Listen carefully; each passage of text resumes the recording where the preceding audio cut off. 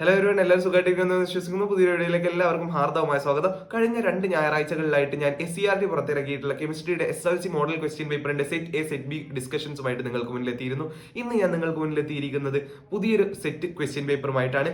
SCERT പുറത്തിറക്കിയിട്ടുള്ള SLC model question paper കെമിസ്ട്രിയുടെ set സിയുമായിട്ടാണ് ഇന്ന് ഞാൻ നിങ്ങൾക്ക് മുന്നിലെത്തിയിരിക്കുന്നത്. അപ്പോൾ അധികം സമയങ്ങളായത് നമുക്ക് നേരെ സ്ക്രീനിലേക്ക് കടക്കാം. സ്ക്രീനിലേക്ക് കടക്കുന്നതിന് മുമ്പ് എല്ലാവരും ഒരു കാര്യം ഓർമ്മിപ്പിക്കാനുണ്ട്. 2026-27 അധ്യയന വർഷത്തേക്കുള്ള 8, 9, 10 ക്ലാസ്സുകളിൽ പഠിക്കുന്ന വിദ്യാർത്ഥികൾക്ക് വേണ്ടിയിട്ടുള്ള ട്യൂഷൻ പ്രോഗ്രാം ഓർബിറ്റ് വിനേഴ്സിൽ അഡ്മിഷൻ ആരംഭിച്ചിരിക്കുകയാണ്. താല്പര്യമുള്ള വിദ്യാർത്ഥികൾക്ക് അഡ്മിഷൻ എടുക്കാൻ വേണ്ടിയിട്ട് കോൺടാക്ട് ഡീറ്റെയിൽസ് എല്ലാം ഞാൻ താഴെ ഡിസ്ക്രിപ്ഷനിലും കമന്റ് ബോക്സിലും നൽകുന്നുണ്ട്. വേണ്ടവർ അത് ചെക്ക്ഔട്ട് ചെയ്യേണ്ടതാണ്. ഇനി നമുക്ക് നേരെ സ്ക്രീനിലേക്ക് കടക്കാം. ആദ്യത്തെ ക്വസ്റ്റ്യനിലേക്ക് കടക്കുന്നതിന് മുമ്പ് ഈ വരുന്ന SLC എക്സാമിന് ഓരോ ചാപ്റ്ററിൽ നിന്നും എത്ര മാർക്കിന്റെ വീതം ചോദ്യങ്ങൾ ഉണ്ടായിരിക്കും എന്നതിനെ കുറിച്ച് ഗവൺമെന്റ് ഒരു ഒഫീഷ്യൽ ടേബിൾ പുറത്തിറക്കിയിട്ടുണ്ട്. എല്ലാ സബ്ജക്റ്റിന്റേതും അവൈലബിൾ ആണ്. ഇത് കെമിസ്ട്രിയുടെ മാത്രമാണ് ഞാനിപ്പോൾ നിങ്ങൾക്ക് മുന്നിൽ കാണിക്കുന്നത്. ബാക്കിയുള്ള സബ്ജക്റ്റുകളുടേതൊക്കെ ഡൗൺലോഡ് ചെയ്യാനുള്ള ലിങ്ക് നമ്മുടെ ഡിസ്ക്രിപ്ഷനിൽ അവൈലബിൾ ആയിരിക്കും. അപ്പോൾ ഇതിനനുസരിച്ച് നിങ്ങളുടെ പഠന ക്രമീകരണങ്ങളിൽ മാറ്റം വരുത്തണം എന്ന് ഓർമ്മിപ്പിച്ചുകൊണ്ട് നമുക്ക് നേരെ ഒന്നാമത്തെ ചോദ്യത്തിലേക്ക് കടക്കാം. ഒന്നാമത്തെ ചോദ്യം, find the relation and fill up suitably. ബന്ധം കണ്ടെത്തി ഉചിതമായി പൂരിപ്പിക്കുക. നമുക്ക് നൽകിയിരിക്കുന്നത് CHO ആൽക്കനാൾ എന്നാണ്. അടുത്തതായിട്ട് നൽകിയിരിക്കുന്നത് CO ഡാഷ്. എന്താണ് CO എന്ന് നമുക്ക് അറിയില്ല. 4 ഓപ്ഷൻസ് ആണ് ഇവിടെ നമുക്ക് മുന്നിൽ നൽകിയിരിക്കുന്നത്. ആൽക്കനോൾ, ആൽക്കനോയിക് ആസിഡ്, ആൽക്കനോൺ, ഈഥർ എന്നിങ്ങനെ 4 ഓപ്ഷൻസ് നൽകിയിരിക്കുന്നു. അതിൽ ആൽക്കനോളുകൾ എന്ന് പറയുന്നത് ആൽക്കഹോൾ ഗ്രൂപ്പുകളെയാണ്. OH ഫങ്ഷണൽ ഗ്രൂപ്പ് വരുന്നവയാണ് നമ്മൾ ആൽക്കഹോളുകൾ എന്ന് വിളിക്കുന്നത്. അവ തന്നെയാണ് ആൽക്കലോണുകൾ എന്ന് പറയുന്നതും. ഇനി ആൽക്കനോയിക് ആസിഡുകൾ എന്ന് പറയുന്നുണ്ട്. COOH അഥവാ കാർബോക്സിലിക് ആസിഡുകളെയാണ് നമ്മൾ ആൽക്കനോയിക് ആസിഡുകൾ എന്ന് വിളിക്കുന്നത്. ഇനി ആൽക്കനോണുകൾ എന്ന് വെച്ച് കഴിഞ്ഞാൽ ഒരു കാർബണൈൽ കാർബണിന് ഇരുവശങ്ങളിലും ആൽക്കൈൽ ഗ്രൂപ്പുകളാണ് എങ്കിൽ അവയെയാണ് നമ്മൾ ആൽക്കനോണുകൾ എന്ന് വിളിക്കുന്നത്. ഇനി ഓക്സിജൻ ഗ്രൂപ്പിന് ചുറ്റും ഇരുവശങ്ങളിലും ആൽക്കൈൽ ഗ്രൂപ്പുകളാണെങ്കിൽ അവയെ നമ്മൾ ഈഥറുകൾ എന്നുമാണ് വിളിക്കാറ്. അപ്പോൾ ഇതിൽ നിന്നും നമുക്ക് പറഞ്ഞു കൊടുക്കാൻ സാധിക്കും CO എന്ന് പറയുന്നത് ഏത് ഗ്രൂപ്പാണ്? ആൽക്കനോൺ ഗ്രൂപ്പാണ്. Option C correct answer. രണ്ടാമത്തെ ചോദ്യം, 3 സ്റ്റേറ്റ്മെന്റ്സ് ആർ ഗിവൺ. 3 പ്രസ്താവനകൾ നൽകിയിരിക്കുന്നു. Statement 1, the groups 3 to 12 are included in D block. പ്രസ്താവന 1, ഗ്രൂപ്പ് 3 മുതൽ 12 വരെ D ബ്ലോക്കിൽ ഉൾപ്പെടുന്നു. ശരിയാണ്, നമുക്കറിയാം 3 മുതൽ 12 വരെയുള്ളത് ഏതാണ്? D ബ്ലോക്ക് മൂലകങ്ങളാണ് എന്നറിയുമ്പോൾ statement 2, P block elements are placed at bottom of periodic table. Periodic table ചുവടെയാണ് P ബ്ലോക്ക് മൂലകങ്ങളെ ക്രമീകരിച്ചിരിക്കുന്നത്. നമുക്കറിയാം അത് തെറ്റാണ്. കാരണം അവയെ ക്രമീകരിച്ചിരിക്കുന്നത് D ബ്ലോക്കിന് ശേഷമാണ്. അതുകൊണ്ട് പ്രസ്താവന 2 തെറ്റാണ്. Statement 3, ionisation enthalpy increases on moving down the group. ഒരു ഗ്രൂപ്പിൽ താഴേക്ക് വരുമ്പോൾ അയോണീകരണ എൻതാൽപി വർദ്ധിക്കുന്നു. ഒരു ഗ്രൂപ്പിൽ താഴേക്ക് വരുന്നതിനനുസരിച്ച് ആറ്റങ്ങളുടെ വലിപ്പം കൂടി വരുന്നു എന്ന് നമുക്കറിയാം. അതുകൊണ്ട് തന്നെ ഇവയുടെ അയോണൈസേഷൻ എൻതാൽപി സാധാരണയായിട്ട് കുറഞ്ഞു വരാറാണ് പതിവ്. അതുകൊണ്ട് തന്നെ സ്റ്റേറ്റ്മെന്റ് 3 പ്രസ്താവന 3 തെറ്റാണ് എന്നറിയുമ്പോൾ which of the following is correct regarding the given statements? നൽകിയിരിക്കുന്ന പ്രസ്താവനകളിൽ സംബന്ധിച്ച് ശരിയായത് ഏത്?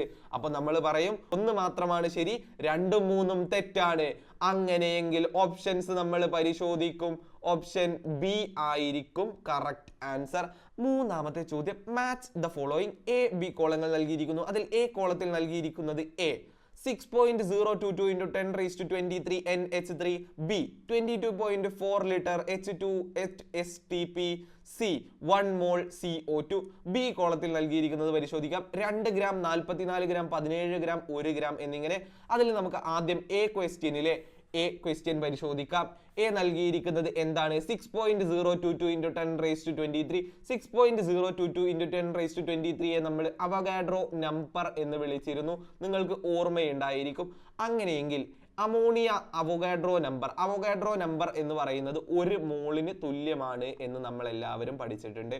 1 മോൾ NH3യുടെ മാസ് എന്ന് പറയുന്നത് 17 ഗ്രാം ആയിരിക്കും എന്ന് നമ്മൾ പഠിച്ചിരിക്കുന്നു.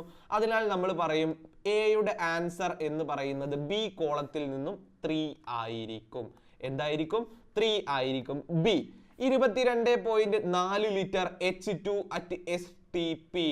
22.4 ലിറ്റർ H2 at STP എന്ന് പറയുമ്പോൾ നമുക്ക് അറിഞ്ഞിരിക്കണം 1 മോളിന് നിലനിൽക്കാൻ ആവശ്യമായിട്ടുള്ള സ്പേസിനെയാണ് STPയിൽ 22.4 ലിറ്റർ എന്ന് പറയുന്നത്. അങ്ങനെയെങ്കിൽ നമുക്ക് മനസ്സിലാകും ഇത് 1 മോൾ ഹൈഡ്രജൻ ആയിരിക്കും ഉണ്ടായിരിക്കുക. 1 മോൾ ഹൈഡ്രജന്റെ മാസ് എന്ന് പറയുന്നത് എത്രയായിരുന്നു എന്ന് നിങ്ങൾക്ക് ഓർമ്മയുണ്ടോ? അത് നിങ്ങൾ അറിഞ്ഞിരിക്കണം. 2 ഗ്രാം ആയിരുന്നു 1 മോൾ ഹൈഡ്രജന്റെ മാസ് എന്ന് പറയുന്നത്. അപ്പോൾ ബിയുടെ ആൻസർ എന്ന് പറയുന്നത് 1 ആയിരിക്കും. ഇനി സി ക്വസ്റ്റ്യൻ, 1 മോൾ CO2, 1 മോൾ കാർബൺ ഡൈ ഓക്സൈഡിന്റെ മാസ് എത്രയാണ് എന്ന് നമ്മൾ പഠിച്ചിട്ടുണ്ട്.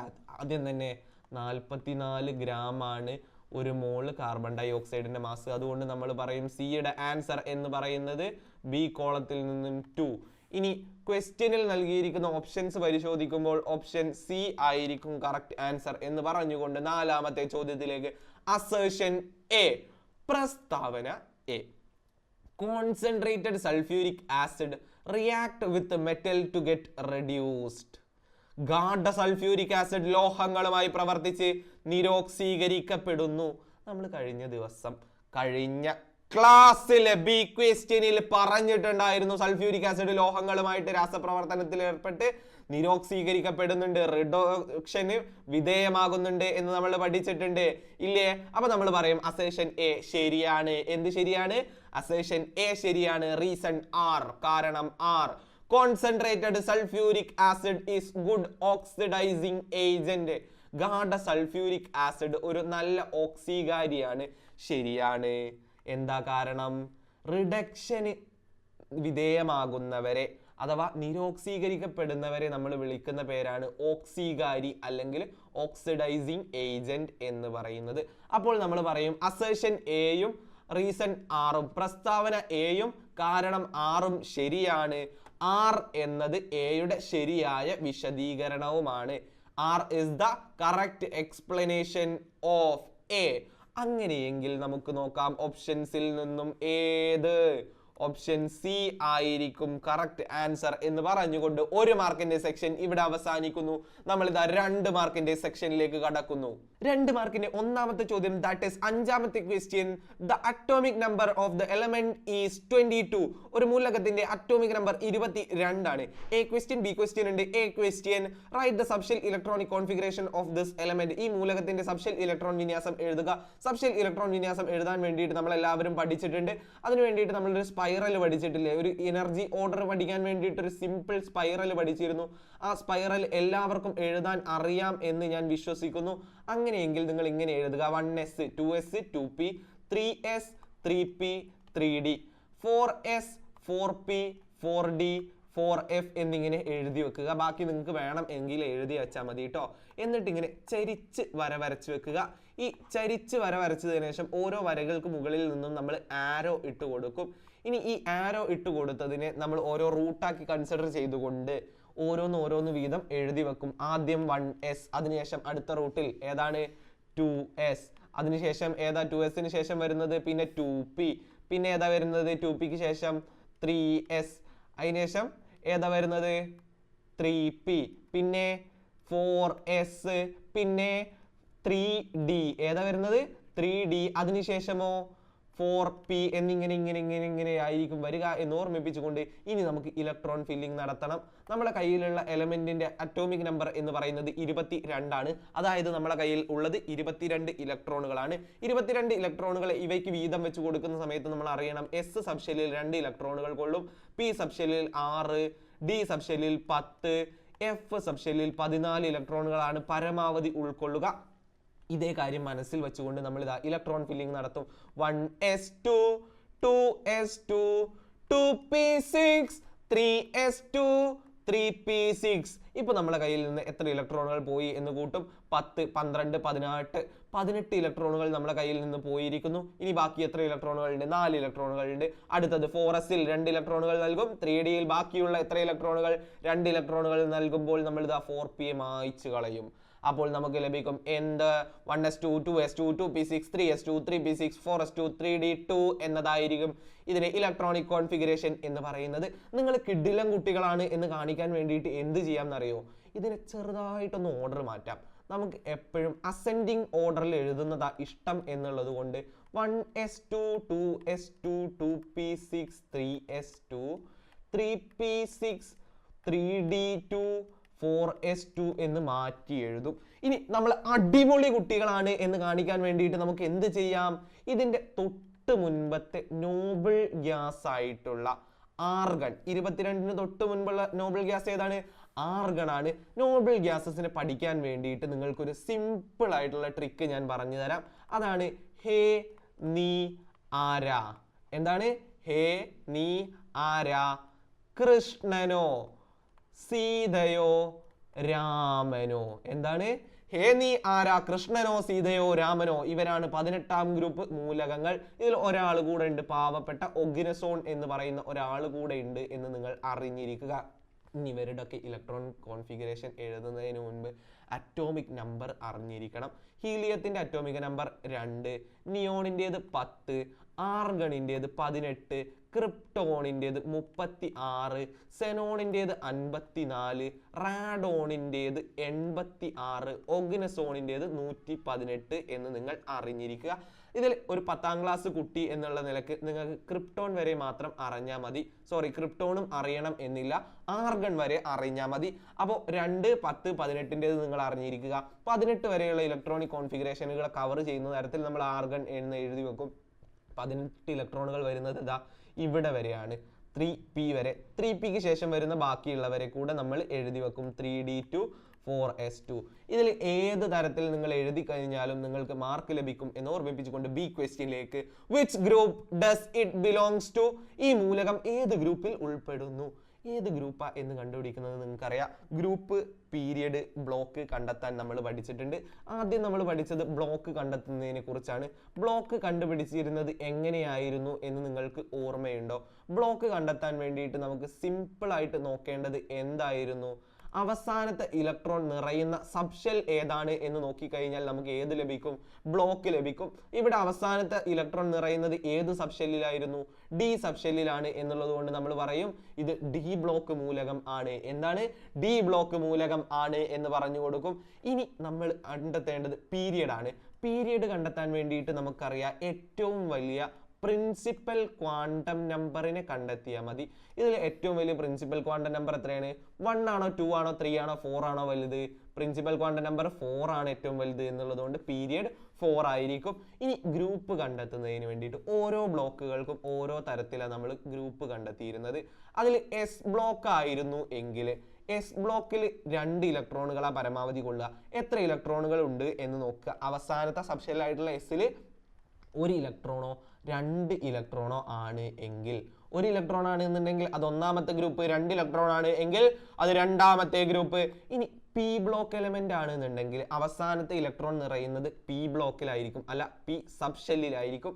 ആ പി സബ്ഷെല്ലിൽ എത്ര ഇലക്ട്രോണുകൾ ഉണ്ടോ അതിലേക്ക് 12 കൂട്ടിയാൽ ലഭിക്കുന്ന സംഖ്യയാണ് പി ബ്ലോക്കിന്റെ ഗ്രൂപ്പ് നമ്പർ എന്ന് പറയുന്നത്. എന്നാൽ ഡി ബ്ലോക്കിനാണെന്നുണ്ടെങ്കിൽ അവസാനത്തെ എസ് സബ്ഷെൽ ഉണ്ടാവുമല്ലോ, അതിലെ ഇലക്ട്രോണുകളും തൊട്ടുള്ളിലുള്ള ഡി സബ്ഷെൽ ഉണ്ടാവൂലേ, അതിലെ ഇലക്ട്രോണുകളും തമ്മിൽ കൂട്ടിയാൽ ലഭിക്കുന്നതായിരിക്കും ഡി ബ്ലോക്കിന്റെ എന്ത് എന്ന് പറയുന്നത്? ഗ്രൂപ്പ് എന്ന് പറയുന്നത്. നമുക്കിവിടെ നൽകിയിരിക്കുന്നത് ഡി ബ്ലോക്ക് മൂലകം ആണ് എന്നുള്ളത് കൊണ്ട് നമ്മൾ പറഞ്ഞു കൊടുക്കും അവസാനത്തെ എസ് സബ്ഷെല്ലിലും തൊട്ടുള്ളിലുള്ള ഡി സബ്ഷെല്ലിലും ഉള്ള ഇലക്ട്രോണുകളുടെ എണ്ണം തമ്മിൽ കൂട്ടിയാൽ ലഭിക്കുന്നതാണ് ഗ്രൂപ്പ് നമ്പർ. അപ്പോൾ നമ്മൾ നോക്കുന്ന സമയത്ത് അവസാനത്തെ സബ്ഷെല്ല് എന്ന് പറയുന്നത് 4s സബ്ഷെല്ലാണ്. അതിൽ 2 ഇലക്ട്രോണുകളാണുള്ളത്. പ്ലസ് തൊട്ടുള്ളിലുള്ള ഡി സബ്ഷെൽ ഏതാണ്? 3D ആണ്. 3Dയിൽ എത്ര ഇലക്ട്രോണുകളാണ് ഉള്ളത്? 2 ഇലക്ട്രോണുകളാണ് ഉള്ളത്. 2 + 2 4 ആണ് എന്നുള്ളത് കൊണ്ട് ഗ്രൂപ്പ് 4. ക്വസ്റ്റ്യന്റെ ആൻസർ എത്രയാ? അപ്പോൾ 4. നമ്മളോട് ബ്ലോക്കും പീരിയഡും ഒന്നും ചോദിച്ചിട്ടില്ല, പക്ഷെ ഞാൻ നിങ്ങൾക്ക് വേണ്ടിയിട്ട് പഠിപ്പിച്ചു തന്ന extra knowledge is always good. അപ്പോൾ 6ാമത്തെ ചോദ്യം, the volume of A fixed mass of A gas at 1 atm pressure is 10 litre. ഒരു നിശ്ചിത മാസവാതകത്തിന്റെ വ്യാപ്തം 1 atm മർദ്ദത്തിൽ 10 ലിറ്റർ ആണ്. അപ്പോൾ ക്വസ്റ്റ്യനിൽ പറഞ്ഞത് എന്താ നോക്കാം. 1 atm ആയപ്പോൾ 10 ലിറ്റർ ആണ് ഉള്ളത്. ക്വസ്റ്റ്യൻ പരിശോധിക്കാം. What will be its volume if pressure is increased to 5 atm? മർദ്ദം 5 atm ആയി വർദ്ധിപ്പിച്ചാൽ അതിന്റെ വ്യാപ്തം എത്രയായിരിക്കും? വ്യാപ്തം കണ്ടെത്തുന്നതിന് വേണ്ടിയിട്ട് നമുക്ക് എന്ത് ചെയ്യാം എന്നറിയോ? നമുക്ക് ഇവിടെ ഒരു നിയമം അപ്ലൈ ചെയ്യാം. പ്രഷറും വോളിയവും തമ്മിലുള്ള നിയമം ഏതായിരുന്നു എന്ന് നിങ്ങൾക്ക് അറിയോ? പ്രഷറും വോളിയവും തമ്മിലുള്ള റിലേഷൻ പറഞ്ഞിരുന്ന നിയമത്തിന്റെ പേര് ബോയിൽ നിയമം എന്നായിരുന്നു. ബോയിൽ നിയമത്തിൽ നമ്മൾ ഒരു ഇക്വേഷൻ പഠിച്ചിട്ടുണ്ട്. P1 V1 is equal to P2 V2. നിങ്ങൾ കഴിഞ്ഞ എല്ലാ ക്വസ്റ്റ്യൻസും പഠിച്ചവരാണ് എന്നുള്ളത് കൊണ്ടാണ് നമ്മൾ പെട്ടെന്ന് പറയുന്നത് കേട്ടോ. അതിൽ ഒരു ATM നമ്മൾ എന്താക്കിയെടുക്കും? P1 ആക്കിയിട്ടെടുക്കും. 10 ലിറ്ററിനെ V1 ആക്കിയിട്ടെടുക്കും. ഇനി 5 ATM നമ്മൾ P2 ആക്കിയിട്ടെടുക്കും. അതിന്റെ വോളിയം എത്രയാണെന്ന് നമുക്ക് അറിയാത്തതുകൊണ്ട് അതിനെ V2 ആക്കിയിട്ടെടുക്കും. അപ്പോൾ ഈ ഇക്വേഷനിലേക്ക് ഞാൻ അതിനെ സബ്സ്റ്റിറ്റ്യൂട്ട് ചെയ്യാൻ പോവാണ്. 1 × 10 = 5 × V2. അങ്ങനെയെങ്കിൽ ഈ 5ന് ഇപ്പുറത്തേക്ക് കൊണ്ടുവരും. 10/5 = V2. അപ്പോൾ നമുക്ക് ലഭിക്കും എത്ര? 2 ലിറ്റർ = V2 എന്ന് ലഭിക്കും. Answer is 2 liters. B question. State the gas law applicable here. ഇവിടെ പ്രയോജനപ്പെടുത്തിയിരിക്കുന്ന വാതക നിയമം പ്രസ്താവിക്കുക. നമ്മൾ എല്ലാവരും ബോയിൽ നിയമം പഠിച്ചവരല്ലേ? ഒരു നിശ്ചിത താപനിലയിൽ at a constant temperature the volume of a gas is inversely proportional to its pressure. ഒരു നിശ്ചിത താപനിലയിൽ ഒരു വാതകത്തിന്റെ വ്യാപ്തം അതിന്റെ മർദ്ദത്തിന് വിപരീതാനുപാതത്തിലായിരിക്കും. ഇങ്ങനെ ഒരു ഇക്വേഷനും കൂടെ എഴുതി വെച്ച് കഴിഞ്ഞാൽ നിങ്ങൾ ബെസ്റ്റ് കുട്ടികളാ. ഏഴാമത്തെ ചോദ്യത്തിന് എ സെക്ടറും ബി സെക്ടറും ഉണ്ട്. അതിൽ ആദ്യം നമ്മൾ പരിശോധിക്കുന്നത് A sector. In a galvanic cell zinc rod is dipped in zinc sulphate solution and silver rod is dipped in silver nitrate solution. ഒരു ഗാൽവാനിക് സെല്ലിൽ സിങ്ക് ദണ്ടിനെ സിങ്ക് സൾഫേറ്റ് ലായനിയിലും സിൽവർ ദണ്ടിനെ സിൽവർ നൈട്രേറ്റ് ലായനിയിലും മുക്കി വച്ചിരിക്കുന്നു. നമ്മളോട് പറഞ്ഞിരിക്കുന്നത് ഗാൽവാനിക് സെൽ എന്നല്ലേ? ഗാൽവാനിക് സെല്ലിന് നമുക്ക് ജസ്റ്റ് ഒന്ന് വരച്ചു കൊടുക്കാം. ഗാൽവാനിക് സെല്ലിൽ എന്തൊക്കെ ഉണ്ടാവുക? 2 ബീക്കറുകൾ ഉണ്ടാവും, ഒരു സോൾട്ട് ബ്രിഡ്ജ് ഉണ്ടാവും, ഒരു ആനോഡും കാഥോഡുമായിട്ട് 2 ഇലക്ട്രോഡുകൾ ഉണ്ടാവും. അതിന് ഇടയിലായിട്ട് നമ്മളൊരു വോൾട്ട് മീറ്റർ സെറ്റ് ചെയ്തിട്ടുണ്ടാകും. ഈ വോൾട്ട് മീറ്ററിനെ ആനോഡും കാഥോഡും തമ്മിൽ കണക്ട് ചെയ്തിട്ടുണ്ടാവും. ഈ ആനോഡും കാഥോഡും ഓരോരോ ലായനികളിൽ മുക്കി വെച്ചിട്ടും ഉണ്ടായിരിക്കും. ഇതിൽ നമ്മളോട് പറഞ്ഞിരിക്കുന്നത് ഒരെണ്ണം സിങ്കും മറ്റൊരാൾ സിൽവറും ആണ് എന്നാണ് പറഞ്ഞിരിക്കുന്നത്. അതിൽ നിന്നും എ ക്വസ്റ്റ്യൻ ബി ക്വസ്റ്റ്യൻ പരിശോധിക്കാം. Identify the electrode at which oxidation take place. ഇവിടെ ഓക്സീകരണം നടക്കുന്ന ഇലക്ട്രോഡ് ഏതെന്ന് തിരിച്ചറിയുക. ഓക്സീകരണം നടക്കർ എവിടെയാണ് എന്ന് നിങ്ങൾക്ക് ഓർമ്മയുണ്ടോ? നമ്മളെല്ലാവരും ഒരു കോഡ് പഠിച്ചിട്ടുള്ള കുട്ടികളാ. ഞാനാണ് നിങ്ങൾക്ക് ആ കോഡ് പഠിപ്പിച്ചു തന്നിരുന്നത്. ആൻ ഓക്സ് റെഡ് കാറ്റ് എന്നായിരുന്നു ആ കോഡ് എന്ന് പറയുന്നത്. എന്തായിരുന്നു? ആൻ ഓക്സ് റെഡ് കാറ്റ് എന്നായിരുന്നു ആ കോഡ്. ആൻ ഓക്സ് കൊണ്ട് നമ്മൾ ഉദ്ദേശിച്ചത് എന്തായിരുന്നു? ആനോഡിൽ ഓക്സിഡേഷൻ, കാഥോഡിൽ റിഡക്ഷൻ എന്നാണ് ആൻ ഓക്സ് റെഡ് കാറ്റ് നമുക്ക് പഠിപ്പിച്ചു തന്നിട്ടുള്ളത്. നമുക്ക് എല്ലാവർക്കും അറിയാം ഓക്സീകരണം നടക്കുന്നത് എവിടെയായിരിക്കും? ആനോഡിലായിരിക്കും. എവിടെയായിരിക്കും നടക്കുക? ആനോഡിലായിരിക്കും. പക്ഷെ ഇവിടെ ആനോഡ് ഏതാ കാഥോഡ് ഏതാ എന്ന് നമുക്ക് ക്വസ്റ്റ്യൻ പറഞ്ഞു തന്നിട്ടില്ല. അപ്പൊ ആനോഡിനെയും കാഥോഡിനെയും പറഞ്ഞു കൊടുക്കാൻ വേണ്ടിയിട്ട് നമുക്ക് എന്തറിഞ്ഞിരിക്കണം? ക്രിയാശീല ശ്രേണി അറിഞ്ഞിരിക്കണം. ക്രിയാശീല ശ്രേണി സിമ്പിൾ ആയിട്ട് പഠിക്കാൻ വേണ്ടിയിട്ട് നമ്മൾ കഴിഞ്ഞ 3 ക്വസ്റ്റ്യൻ പേപ്പറിന്റെ ഡിസ്കഷനിലും പറഞ്ഞിട്ടുണ്ടായിരുന്നു. ഒരു സിമ്പിൾ ഫോർമുല ഉണ്ടായിരുന്നു അതിന് വേണ്ടിയിട്ട്. എന്തായിരുന്നു അത്? നിങ്ങൾക്ക് ഓർമ്മയുണ്ടോ? KNA കാദറിന്റെ മകൾ സിങ്ക് ഫെനി. എന്തായിരുന്നു പേര്? KNA കാദറിന്റെ മകൾ സിങ്ക് ഫെനി ടിന്നോട് കൂടി പഞ്ചാബ് ഹൈവേയിൽ കൂടെ അഗ്ഗി ഓറ കളഞ്ഞു എന്നൊരു സിമ്പിൾ കോഡ് നമ്മൾ പഠിച്ചു വെച്ചിരുന്നു. അതിൽ നിന്നും ഞാൻ നിങ്ങളോട് കഴിഞ്ഞ ക്ലാസ്സിൽ പറഞ്ഞിട്ടുണ്ട്, ക്രിയാശീലം കൂടിയ ആളാണ് എപ്പോഴും ആനോഡ് എന്ന് പറയുന്നത്. എന്ത്? ആനോഡ് എന്ന് പറയുന്നത് ക്രിയാശീലം കൂടിയ ആളാണ്. നമുക്കിവിടെ നൽകിയിരിക്കുന്ന സിങ്കും സിൽവറും ഉണ്ടല്ലോ. അതിൽ സിങ്കിന്റെ സ്ഥാനം എന്ന് പറയുന്നത് എവിടെയാണ്? സിൽവറിന് മുകളിലാണ് എന്നുള്ളത് കൊണ്ട് സിങ്കിന്റെ സ്ഥാനം സിൽവറിന് മുകളിലാണ് എന്നുള്ളത് കൊണ്ട് നമുക്ക് പറയാം സിങ്കിനാണ് ഇവിടെ ക്രിയാശീലം കൂടുതലുള്ളത്, റിയാക്ടിവിറ്റി കൂടുതലുള്ളത്. അതുകൊണ്ട് തന്നെ സിങ്ക് ആയിരിക്കും ഇവിടെ ഓക്സിഡേഷൻ നടക്കുന്ന ആനോഡ് എന്ന് പറയുന്നത്. എന്ത് ആനോഡ് എന്ന് പറയുന്നത് സിങ്ക് ആയിരിക്കും എന്നറിയുമ്പോൾ B question. What is the energy change taking place in galvanic cell? ഒരു ഗാൽവാനിക് സെല്ലിൽ നടക്കുന്ന ഊർജ്ജമാറ്റം എന്ത്? നമുക്ക് എല്ലാവർക്കും അറിയാം എന്താണ് ഗാൽവാനിക് സെല്ലിൽ നടക്കുന്ന ഊർജ്ജമാറ്റം.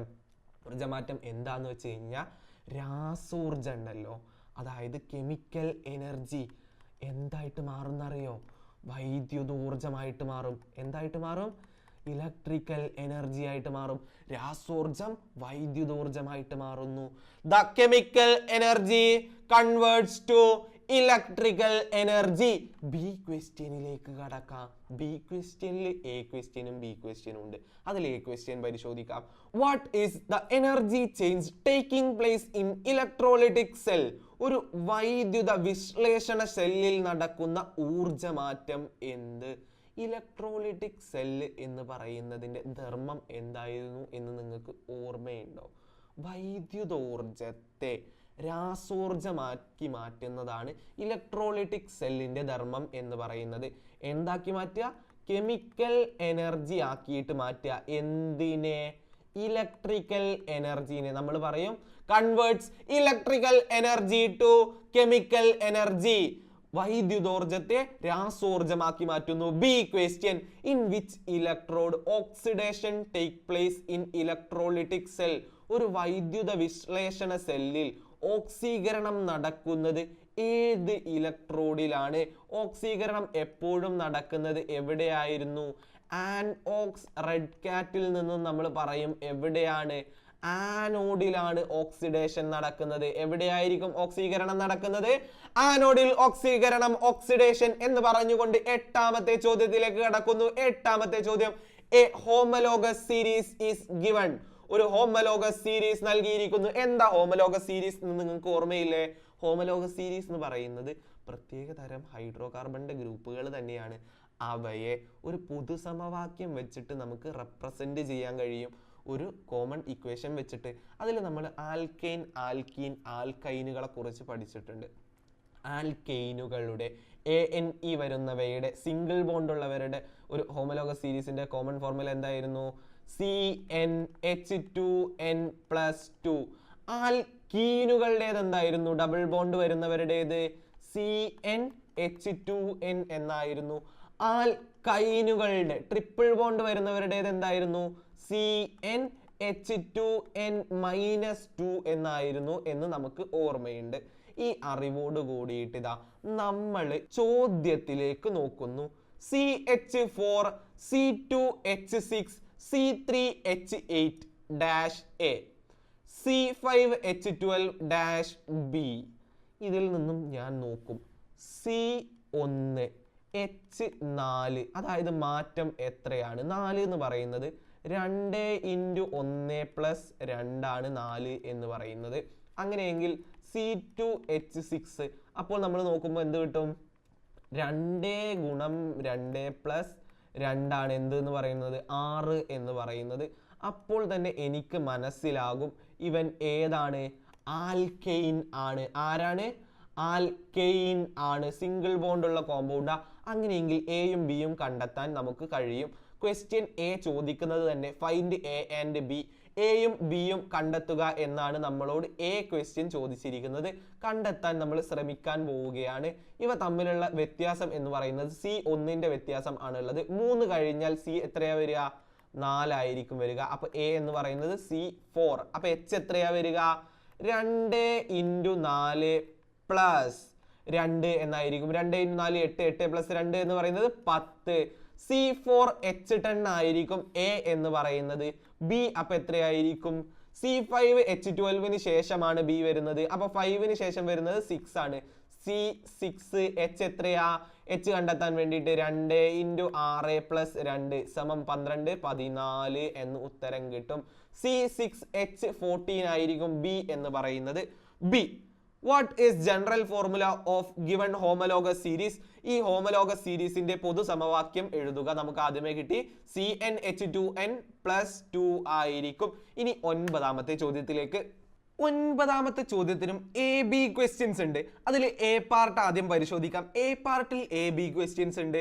What is meant by polymerisation? Polymerisation എന്നാൽ എന്ത്? നിങ്ങൾ പോളിമറൈസേഷനെ കുറിച്ച് കേട്ടിട്ടുണ്ടോ എന്നറിയില്ല. പോളിമറൈസേഷൻ സിമ്പിൾ ആയിട്ട് പറഞ്ഞു തരാൻ വേണ്ടിയിട്ട് ഞാൻ നിങ്ങൾക്ക് പോളിമർ എന്ത്, മോണോമർ എന്ത് എന്ന് നിങ്ങൾക്കൊരു ഉദാഹരണം പറഞ്ഞു തരാം. നമ്മൾ മാലകൾ ഉണ്ടാക്കുന്നത് എപ്പോഴും മുത്തുകളെ ചേർത്ത് വെച്ചിട്ടാണ്. ഈ മുത്തുകളെ നമ്മൾ സിമ്പിൾ മോളിക്യൂൾസ് ആക്കിയിട്ട് പരിഗണിക്കുക. ഓക്കെ ആണോ?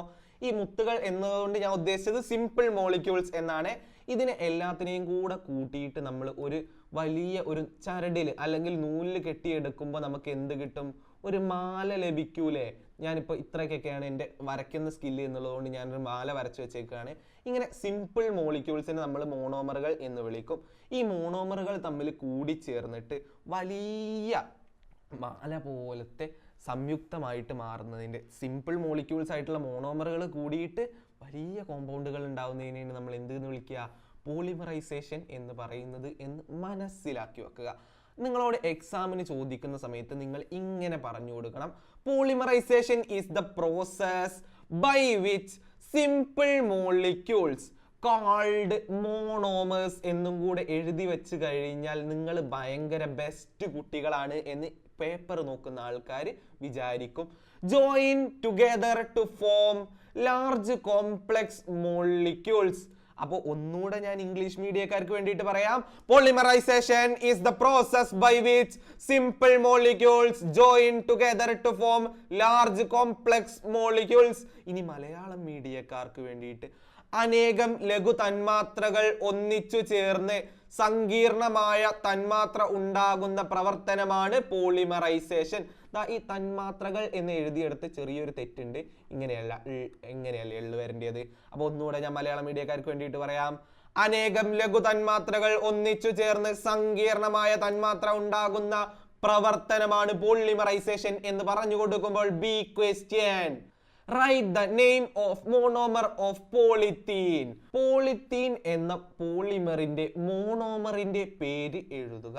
പോളിത്തീൻ എന്ന് പറയുന്നത് എന്താ എന്ന് നിങ്ങൾ അറിയണം. പോളി ഈഥീനാണ് ചുരുങ്ങി ചുരുങ്ങി ചുരുങ്ങി പോളിത്തീൻ ആയിട്ട് മാറിയത്. എന്താണ്? പോളി ഈഥീനാണ് ചുരുങ്ങി ചുരുങ്ങി ചുരുങ്ങി പോളിത്തീൻ ആയിട്ട് മാറിയത് എന്ന് നിങ്ങൾക്ക് അറിയണം. അപ്പൊ ഈ പോളി ഈഥീൻ എന്ന് പറയുമ്പോൾ തന്നെ നമുക്ക് മനസ്സിലാവും ഒരു പോളിമറിന്റെ പേരിൽ നിന്നും അതിൻ്റെ ആ പോളി എന്ന വാക്ക് എടുത്ത് കളഞ്ഞു കഴിഞ്ഞാൽ തന്നെ നമുക്ക് ഏതാ മോണോമർ എന്ന് കിട്ടും എന്ന് നിങ്ങളോട് 10ാം ക്ലാസ് കെമിസ്ട്രിയിലെ 2ാം പാഠം പഠിപ്പിച്ച് സാറ് നിങ്ങളെ പഠിപ്പിച്ചിട്ടുണ്ടാവും. അപ്പൊ നമ്മൾ ഇതിൽ നിന്ന് പോളി അങ്ങ് കളയും. അപ്പൊ ഈഥീൻ ആയിരിക്കും ഇതിന്റെ മോണോമർ. എന്തായിരിക്കും മോണോമർ? ഈഥീൻ ആയിരിക്കും. ഈഥീന്റെ കെമിക്കൽ ഫോർമുല എന്ന് പറയുന്നത് CH2 എന്നതാണ് എന്നും കൂടെ പറഞ്ഞു കൊടുത്തു കഴിഞ്ഞാൽ നിങ്ങൾ ബെസ്റ്റ് കുട്ടികളാണ്. അപ്പൊ നമുക്ക് ബി ക്വസ്റ്റ്യനിലേക്ക് കടക്കാം. ബി ക്വസ്റ്റ്യനിലും എ ക്വസ്റ്റ്യൻ ബി ക്വസ്റ്റ്യൻ ഉണ്ട്. What are 2 types of polymerisation? 2 തരം പോളിമറൈസേഷനുകൾ ഏതെല്ലാം? നിങ്ങൾ പോളിമറൈസേഷനിൽ 2 പോളിമറൈസേഷൻ പഠിച്ചിട്ടുണ്ടാവും. അതിൽ ഒന്നാമത്തത് അഡീഷൻ പോളിമറൈസേഷൻ. അഡീഷൻ പോളിമറൈസേഷൻ എന്തേനി നിങ്ങൾക്ക് ഓർമ്മയുണ്ടോ? ഒരേ തരത്തിലുള്ള മോണോമറുകൾ കൂടി ചേർന്നിട്ട് പോളിമർ ഉണ്ടാവുന്നതിനാണ് നമ്മൾ എന്ത് വിളിച്ചിരുന്നത്? അഡീഷൻ പോളിമറൈസേഷൻ എന്ന് വിളിച്ചിരുന്നത്. എന്നാൽ വ്യത്യസ്ത തരത്തിലുള്ള മോണോമറുകൾ കൂടി ചേർന്നിട്ട് ഉണ്ടാകുന്ന പോളിമറുകളെ നമ്മൾ എന്താ വിളിച്ചിരുന്നത്? കണ്ടൻസേഷൻ പോളിമറൈസേഷൻ എന്നാണ് വിളിച്ചത്. അപ്പൊ 2 തരം പോളിമറൈസേഷനുകൾ ഏതെല്ലാം? 1 അഡീഷൻ പോളിമറൈസേഷൻ, 2 കണ്ടൻസേഷൻ പോളിമറൈസേഷൻ. അതെന്താന്നും കൂടെ നമുക്കൊന്ന് ജസ്റ്റ് നോക്കാം. The polymers obtained by repeated addition of same types of monomer are called addition polymers. കിട്ടിയെന്ന് വിശ്വസിക്കുന്നു. അപ്പോൾ മലയാളം മീഡിയക്കാർക്ക് ഒരേ തരം മോണോമറുകളുടെ ആവർത്തിച്ചുള്ള അഡിഷൻ വഴി പോളിമറുകൾ ഉണ്ടാകുന്ന പ്രവർത്തനമാണ് അഡിഷൻ പോളിമറൈസേഷൻ. മനസ്സിലായി എന്ന് വിശ്വസിക്കുന്നു. ഇനി കണ്ടൻസേഷൻ പോളിമറൈസേഷൻ എന്താണ് എന്ന് നോക്കാം. Condensation polymerisation is the process in which different monomers combines together to form large compounds accompanied by removal of simple molecules. Okay ആണെന്ന് വിശ്വസിക്കുന്നു. ഇനി മലയാളം മീഡിയക്കാർക്ക് വ്യത്യസ്തങ്ങളായ മോണോമറുകൾ സംയോജിച്ച് ചെറിയ തന്മാത്രകളെ നീക്കം ചെയ്ത് വലിയ സംയുക്തങ്ങളായി മാറുന്ന പ്രവർത്തനങ്ങളാണ് കണ്ടൻസേഷൻ, പോളിമറൈസേഷൻ. മനസ്സിലായി എന്ന് വിശ്വസിച്ചുകൊണ്ട് നമ്മൾ ബി ക്വസ്റ്റ്യനിലേക്ക്. B question, what is polymer of vinyl chloride? Vinyl ക്ലോറൈഡിന്റെ പോളിമർ ഏത്? നമ്മൾ നേരത്തെ ക്വസ്റ്റ്യനിൽ പോളിത്തീന്റെ മോണോമർ കണ്ടുപിടിക്കാൻ വേണ്ടിയിട്ട് പോളി എന്ന വാക്കിനെ എടുത്തു കളയുകയായിരുന്നു ചെയ്തത്.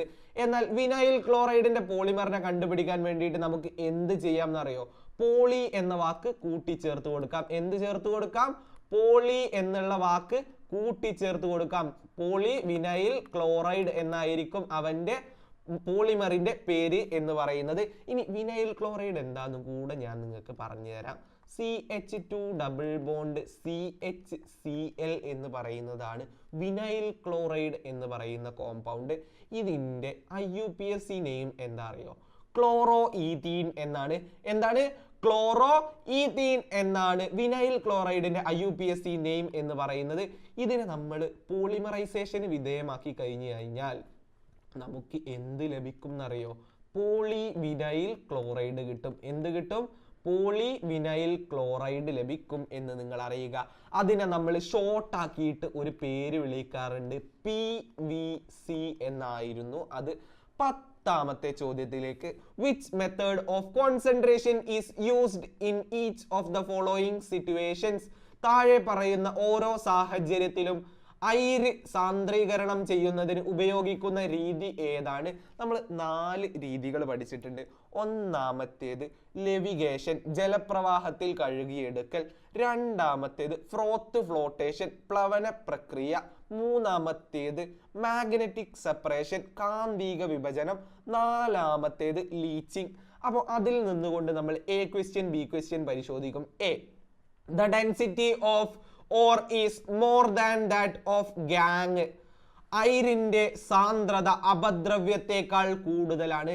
അങ്ങനെയായിരുന്ന സമയത്ത് നമ്മൾ ഉപയോഗിച്ചിരുന്ന മെത്തേഡ് ഏതാന്ന് നിങ്ങൾക്ക് ഓർമ്മയുണ്ടോ? അതിന്റെ പേര് ലെവിഗേഷൻ എന്നായിരുന്നു. എന്താ പേര്? ലെവിഗേഷൻ എന്നായിരുന്നു. ലെവിഗേഷന് വേറൊരു പേര് കൂടെ ഇല്ലായിരുന്നോ? അതിന്റെ പേര് ഹൈഡ്രോളിക് വാഷിംഗ്. എന്താണ്? ഹൈഡ്രോളിക് വാഷിംഗ് എന്നോ അല്ലെങ്കിൽ ലെവിഗേഷൻ എന്നോ പറയാം. മലയാളത്തിലാണെന്നുണ്ടെങ്കിൽ ഒരൊറ്റ പേരുള്ളൂ, ജലപ്രവാഹത്തിൽ കഴുകിയെടുക്കൽ. എന്താണ്? ജലപ്രവാഹത്തിൽ കഴുകിയെടുക്കൽ. B question, the density of ore is less than that of gangue. അയിരിന്റെ സാന്ദ്രത അപദ്രവ്യത്തെക്കാൾ കുറവാണ്. അയിരിന്റെ സാന്ദ്രത കുറവാണെന്നുണ്ടെങ്കിൽ നമ്മൾ ഉപയോഗിച്ചിരുന്ന മെത്തേഡിന്റെ പേര് ഫ്രോത്ത് ഫ്ലോട്ടേഷൻ എന്നായിരുന്നു, പ്ലവന പ്രക്രിയ എന്നായിരുന്നു എന്ന് പറഞ്ഞു കൊടുത്തുകൊണ്ട് നമ്മൾ 11ാമത്തെ ചോദ്യത്തിലേക്ക്. X is A basic salt. Analyse the data regarding the acid and base from which X is formed. X ഒരു ബേസിക് ലവണമാണ്. ഏത് ആസിഡിൽ നിന്നും ബേസിൽ നിന്നുമാണോ എക്സ് ഉണ്ടാകുന്നത് അവയുമായി ബന്ധപ്പെട്ട വിവരങ്ങൾ ചുവടെ നൽകിയിരിക്കുന്നു. ഒന്നാമതായിട്ട് നൽകിയത് പരിശോധിക്കാം. The acid is formed when carbon dioxide is dissolved in water under high pressure. Carbon dioxide ഉയർന്ന മർദ്ദത്തിൽ ജലത്തിൽ ലയിപ്പിക്കുമ്പോൾ ഈ ആസിഡ് രൂപപ്പെടുന്നു. നിങ്ങൾ സോഡ ഉണ്ടാക്കുന്നത് കണ്ടിട്ടുണ്ടോ? നിങ്ങളുടെ വീട്ടിലൊക്കെ ചിലപ്പോൾ മിസ്റ്റർ ബട്ട്ലർ എന്ന് പറയുന്ന കമ്പനീൻ്റെ സോഡ മേക്കർ ഉണ്ടായിരിക്കും. അതിൽ നമ്മൾ എന്താ ചെയ്യുന്നത്? കാർബൺ ഡൈ ഓക്സൈഡ് കാട്രിഡ്ജ് ഇട്ട് കൊടുത്തതിന് ശേഷം വെള്ളത്തിലേക്ക് ഹൈ പ്രഷറിൽ കാർബൺ ഡൈ ഓക്സൈഡിന് അടിച്ചു കൊടുക്കുകയാണ്. ഇവിടെ നമ്മളോട് ഒന്നാമതായിട്ട് പറഞ്ഞത് സോഡ ഉണ്ടാക്കുന്നത് തന്നെയാണ്. സോഡ ഉണ്ടാക്കുന്ന സമയത്ത് വെള്ളത്തിലേക്ക് നമ്മൾ കാർബൺ ഡൈ ഓക്സൈഡിന് ചേർത്ത് കൊടുക്കും. അങ്ങനെ ഇരിക്കുമ്പോൾ നമുക്ക് ലഭിക്കുന്ന ആസിഡ് ആണ് എന്ന് നിങ്ങൾ അറിയുക. അതിന്റെ പേരാണ് കാർബോണിക് ആസിഡ്. എന്താ പേര് പറഞ്ഞത്? കാർബോണിക് ആസിഡ് എന്നാണ് പേര്. അവന്റെ സൂത്രവാക്യം H2CO3 എന്നും ആണ്. ഓക്കെ ആണെന്ന് വിശ്വസിക്കുന്നു. ഇനി നിങ്ങൾക്ക് ആർക്കെങ്കിലും മിസ്റ്റർ ബട്ട്ലറിന്റെ സോഡ മേക്കർ വാങ്ങിക്കാൻ താല്പര്യമുണ്ട് എങ്കിൽ വാങ്ങിക്കാനുള്ള ലിങ്ക് ഞാൻ താഴെ ഡിസ്ക്രിപ്ഷനിൽ നൽകുന്നുണ്ട്. അത് ചെക്കൗട്ട് ചെയ്ത് നോക്കാവുന്നതാണ്. ഓണത്തിന്റെ ഇടക്ക് പുട്ട് കച്ചവടവും നടക്കട്ടെ. രണ്ടാമതായിട്ട് നൽകിയത് പരിശോധിക്കാം. The base is formed by chlor alkali process. Chlor alkali പ്രക്രിയയിലൂടെയാണ് ഈ ആൽക്കലി രൂപപ്പെടുന്നത്. ക്ലോർ ആൽക്കലി പ്രക്രിയ വഴി ഉണ്ടാകുന്ന ബേസ് ഏതായിരുന്നു? നിങ്ങൾക്ക് ഓർമ്മയുണ്ടല്ലോ, NaOH ആയിരുന്നു അവൻ. സോഡിയം ഹൈഡ്രോക്സൈഡ് എന്ന NaOH ആണ് ആ ബേസ് എന്ന് പറയുന്നത്. ഈ രണ്ട് വിവരങ്ങൾ വെച്ചുകൊണ്ട് നമ്മൾ AB ക്വസ്റ്റ്യൻസ് പരിശോധിക്കാൻ പോവാ. A question, identify the salt X and write its chemical formula. X എന്ന ലവണം ഏതെന്ന് തിരിച്ചറിഞ്ഞ് അതിന്റെ രാസസൂത്രം എഴുതുക. X എന്ന ലവണം ഏതാ എന്നറിയണം എങ്കിൽ ആസിഡും ബേസും കൂടി ചേർന്ന് നടക്കുന്ന ന്യൂട്രലൈസേഷൻ റിയാക്ഷൻ നമ്മൾ അറിഞ്ഞിരിക്കണം. നമുക്കറിയാവുന്ന carbonic acid H2CO3 plus sodium hydroxide എന്ന NaOH രാസപ്രവർത്തനത്തിൽ ഏർപ്പെട്ടാൽ എന്ത് സംഭവിക്കും? നമ്മൾ നേരത്തെ ഏതോ ഒരു ചോദ്യത്തിൽ ക്രിയാശീല ശ്രേണി പരിചയപ്പെട്ടിരുന്നു. അതിൽ നമുക്കറിയാം ഹൈഡ്രജന്റെ ക്രിയാശീലം എന്ന് പറയുന്നത് സോഡിയത്തേക്കാൾ കുറവാണ്. അതുകൊണ്ട് തന്നെ കാർബോണിക് ആസിഡിലുള്ള H2നെ സോഡിയം എന്ന Na റീപ്ലേസ് ചെയ്യും. എന്ത് ചെയ്യും? NaH2നെ എടുത്ത് വെളിയിൽ കളയും. അപ്പോൾ നമുക്ക് ലഭിക്കുക എന്തായിരിക്കും എന്നറിയോ? Na2CO3യും പ്ലസ് ബാക്കിയായിട്ട് ആരെ ലഭിക്കും? H2Oയും ലഭിക്കും എന്ന് നിങ്ങൾ അറിഞ്ഞിരിക്കുക. അപ്പൊ എന്തൊക്കെ ലഭിക്കുക? Na2CO3 plus H2O. നമ്മൾ എല്ലാവരും ന്യൂട്രലൈസേഷൻ റിയാക്ഷൻ പഠിച്ചിട്ടില്ലേ? ആസിഡും ബേസുകളും കൂടെ കൂടി ചേർന്ന് നമുക്ക് എന്താ കിട്ടുക? ഒരു സാൾട്ടും വാട്ടറും ആയിരിക്കും ലഭിക്കുക, ഒരു ലവണവും ജലവും ആയിരിക്കും ലഭിക്കുക എന്നതിന്റെ പ്രൂഫാണ് ഇത്. അപ്പോൾ X എന്ന ലവണം ഏതാണ്? Na2CO3 ആയിരിക്കും. എന്താണ്? Na2CO3 ആണ് ആ ലവണം എന്ന് നമ്മൾ പറഞ്ഞു കൊടുക്കും. B, write the chemical equation of hydrolysis of the salt X. X എന്ന ലവണത്തിൽ നടക്കുന്ന ഹൈഡ്രോളിസിസ് പ്രവർത്തനത്തിന്റെ രാസസമവാക്യം എഴുതുക. നമ്മൾ എല്ലാവരും 7ാം പാഠം പഠിച്ചവരാ. 7ാം പാഠത്തിൽ നമ്മളെ കെമിസ്ട്രി സാറ് പഠിപ്പിച്ച് തന്നിട്ടുണ്ട്. ഒരു ലവണം അഥവാ സാൾട്ട് വെള്ളത്തിൽ ലയിപ്പിച്ച് കഴിഞ്ഞാൽ എന്ത് സംഭവിക്കും?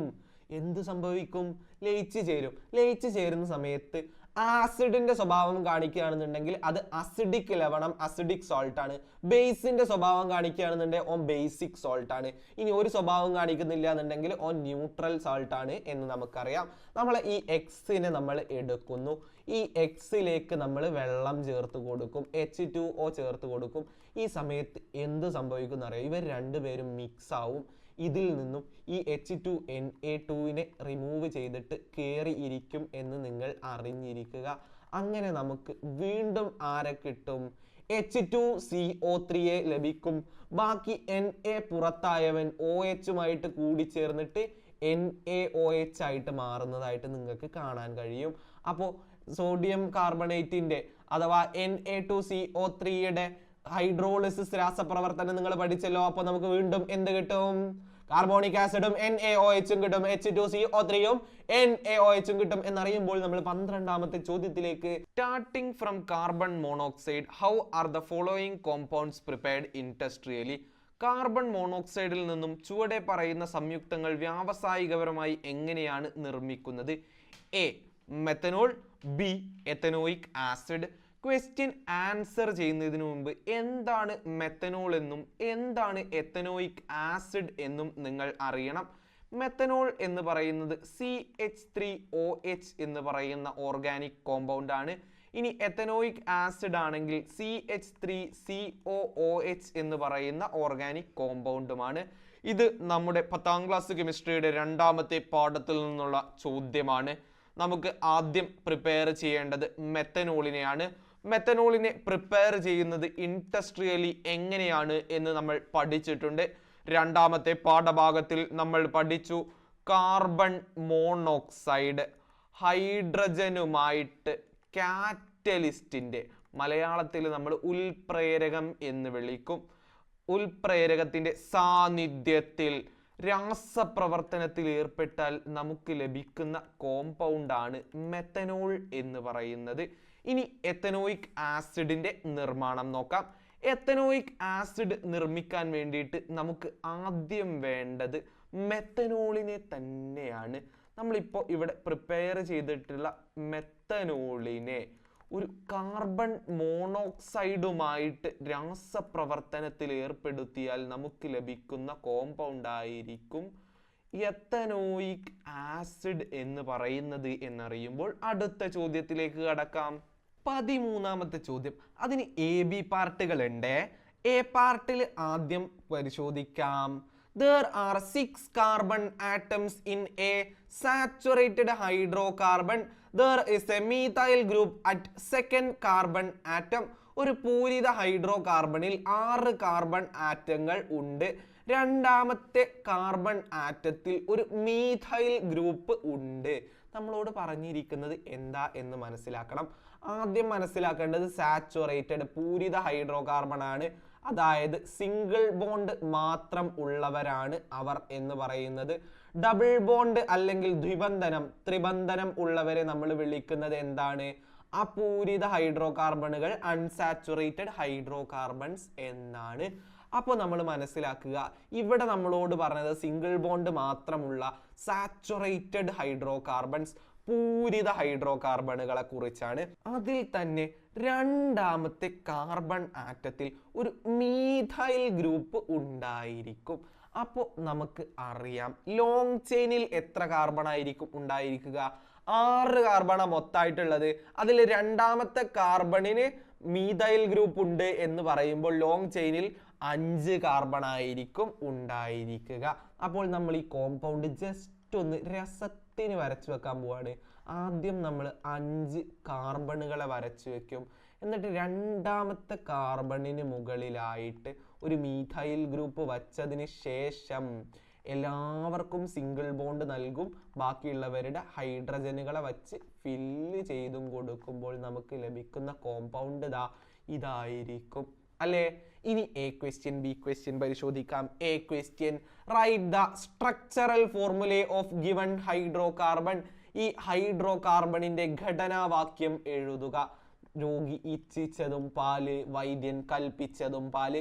ഞാൻ എഴുതി വെച്ചത് ആൻസർ ആയിരുന്നത്രേ. B question, write the structural formula of any possible chain isomer of it and its IUPAC name.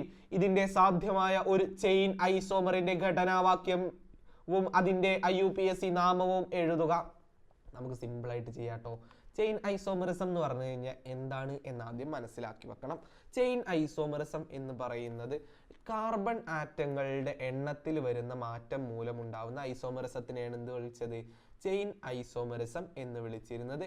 നമുക്കിവിടെ നൽകിയിരിക്കുന്ന കോമ്പൗണ്ടിന്റെ മോളിക്കുലാർ ഫോർമുല എന്ന് പറയുന്ന തന്മാത്രാ സൂത്രം എഴുതി നോക്കാം. C6H14 എന്നായിരിക്കും ഇതിന്റെ തന്മാത്രാ സൂത്രം മോളിക്കുലാർ ഫോർമുല വരുന്നത്. ഇതേ മോളിക്കുലാർ ഫോർമുല വരുന്ന എന്നാൽ ഡിഫറൻറ്റ് ചെയിനുകളുള്ള ഒരു ഹൈഡ്രോ കാർബണിനെയാണ് നമ്മൾ എന്തെന്ന് വിളിക്കുക? ചെയിൻ ഐസോമർ എന്ന് വിളിക്കുക. ഇതിന് വേണ്ടിയിട്ട് ചെയിൻ ഐസോമർ വരയ്ക്കാൻ വേണ്ടിയിട്ട് ഞാൻ എന്ത് ചെയ്യുന്നറിയോ? ഇപ്പോൾ രണ്ടാമത്തെ പൊസിഷനിലുള്ള മീഥൈൽ ഗ്രൂപ്പിനെ ഞാൻ മൂന്നാമത്തെ പൊസിഷനിലേക്ക് ഇടും. എന്ത് ചെയ്യും? രണ്ടാമത്തെ പൊസിഷനിൽ നിന്ന് മീഥൈൽ ഗ്രൂപ്പിനെ എടുത്ത് ഞാൻ മൂന്നാമത്തെ പൊസിഷനിലേക്ക് ഇടാൻ പോവുകയാണ്. അപ്പോൾ എനിക്ക് ലഭിക്കുന്ന കോമ്പൗണ്ടിന്റെ പേര് ആർക്കെങ്കിലും പറയാൻ സാധിക്കുമോ? അതിന്റെ പേരെന്തായിരിക്കും? എല്ലാവർക്കും ഇത് സിമ്പിളായിട്ട് പറയാം. 3-methyl pentane എന്നായിരിക്കും ഇവന്റെ പേര്. എന്താണ്? 3-methyl pentane എന്നായിരിക്കും ഇവന്റെ പേര് വരുന്നത്.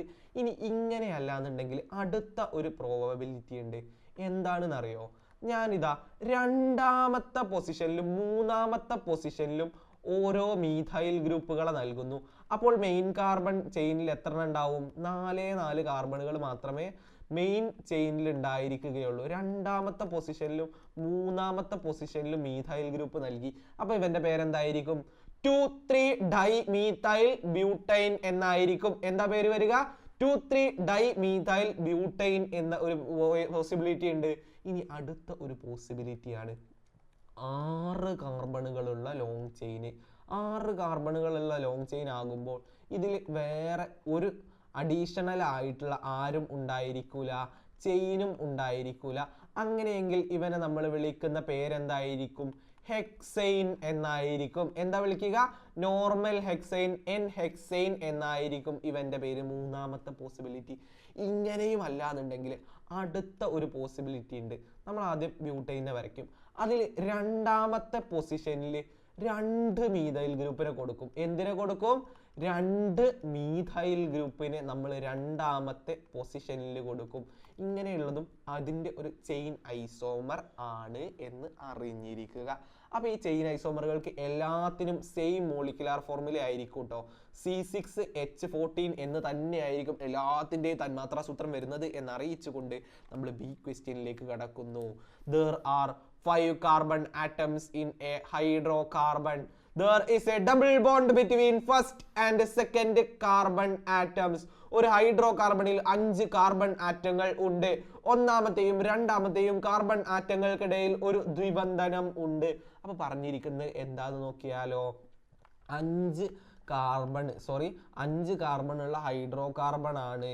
അതിൽ രണ്ടാമത്തെയും ഒന്നാമത്തേതിന്റെ ഇടയ്ക്ക് ഒരു ഡബിൾ ബോണ്ട് ഉണ്ട്. ബാക്കിയുള്ളവരെ നമ്മൾ ഹൈഡ്രജൻ വെച്ച് ഫില്ല് ചെയ്ത് കൊടുക്കുന്നു. അപ്പോൾ നമുക്ക് ലഭിക്കുന്ന കോമ്പൗണ്ട് ഇങ്ങനെയായിരിക്കും ഉണ്ടായിരിക്കുക എന്ന് നിങ്ങൾ അറിഞ്ഞിരിക്കുക. അങ്ങനെയെങ്കിൽ എ ക്വസ്റ്റ്യൻ ബി ക്വസ്റ്റ്യൻ പരിശോധിക്കാം. Right the structural formula of its position isomers. ഇതിന്റെ പൊസിഷൻ ഐസോമറിന്റെ ഘടനാവാക്യം എഴുതുക. പൂച്ച എപ്പോഴും പാല് കുടിക്കൂല. അതുകൊണ്ടാണ് നേരത്തെ ഞാൻ എഴുതിയതിനു ശേഷം എ ക്വസ്റ്റ്യൻ നോക്കിയ സമയത്ത് എനിക്ക് എപ്പോൾ കിട്ടി ആൻസറാ ഞാൻ എഴുതി വെച്ചിരുന്നത്. പക്ഷെ ഇതിൽ അങ്ങനെയല്ല, എന്നെ വരെ ചതിച്ചു. എന്താ ചോദിച്ചത്? പൊസിഷൻ ഐസോമർ എഴുതാൻ വേണ്ടിയിട്ടാ. ഇതിൽ നമുക്കറിയാം ഒന്നാമത്തെയും രണ്ടാമത്തെയും കാർബണിന്റെ ഇടയിലാണ് എന്തുള്ളത്? ഡബിൾ ബോണ്ട് ഉള്ളത്. അതുകൊണ്ട് തന്നെ ഇവന്റെ പേര് എന്ന് പറയുന്നത് 5 കാർബൺ ഉള്ളോനാ. അങ്ങനെയെങ്കിൽ അവന്റെ പേരെന്താ? പെൻഡീൻ എന്നായിരുന്നു പേര്. എന്താ പേര്?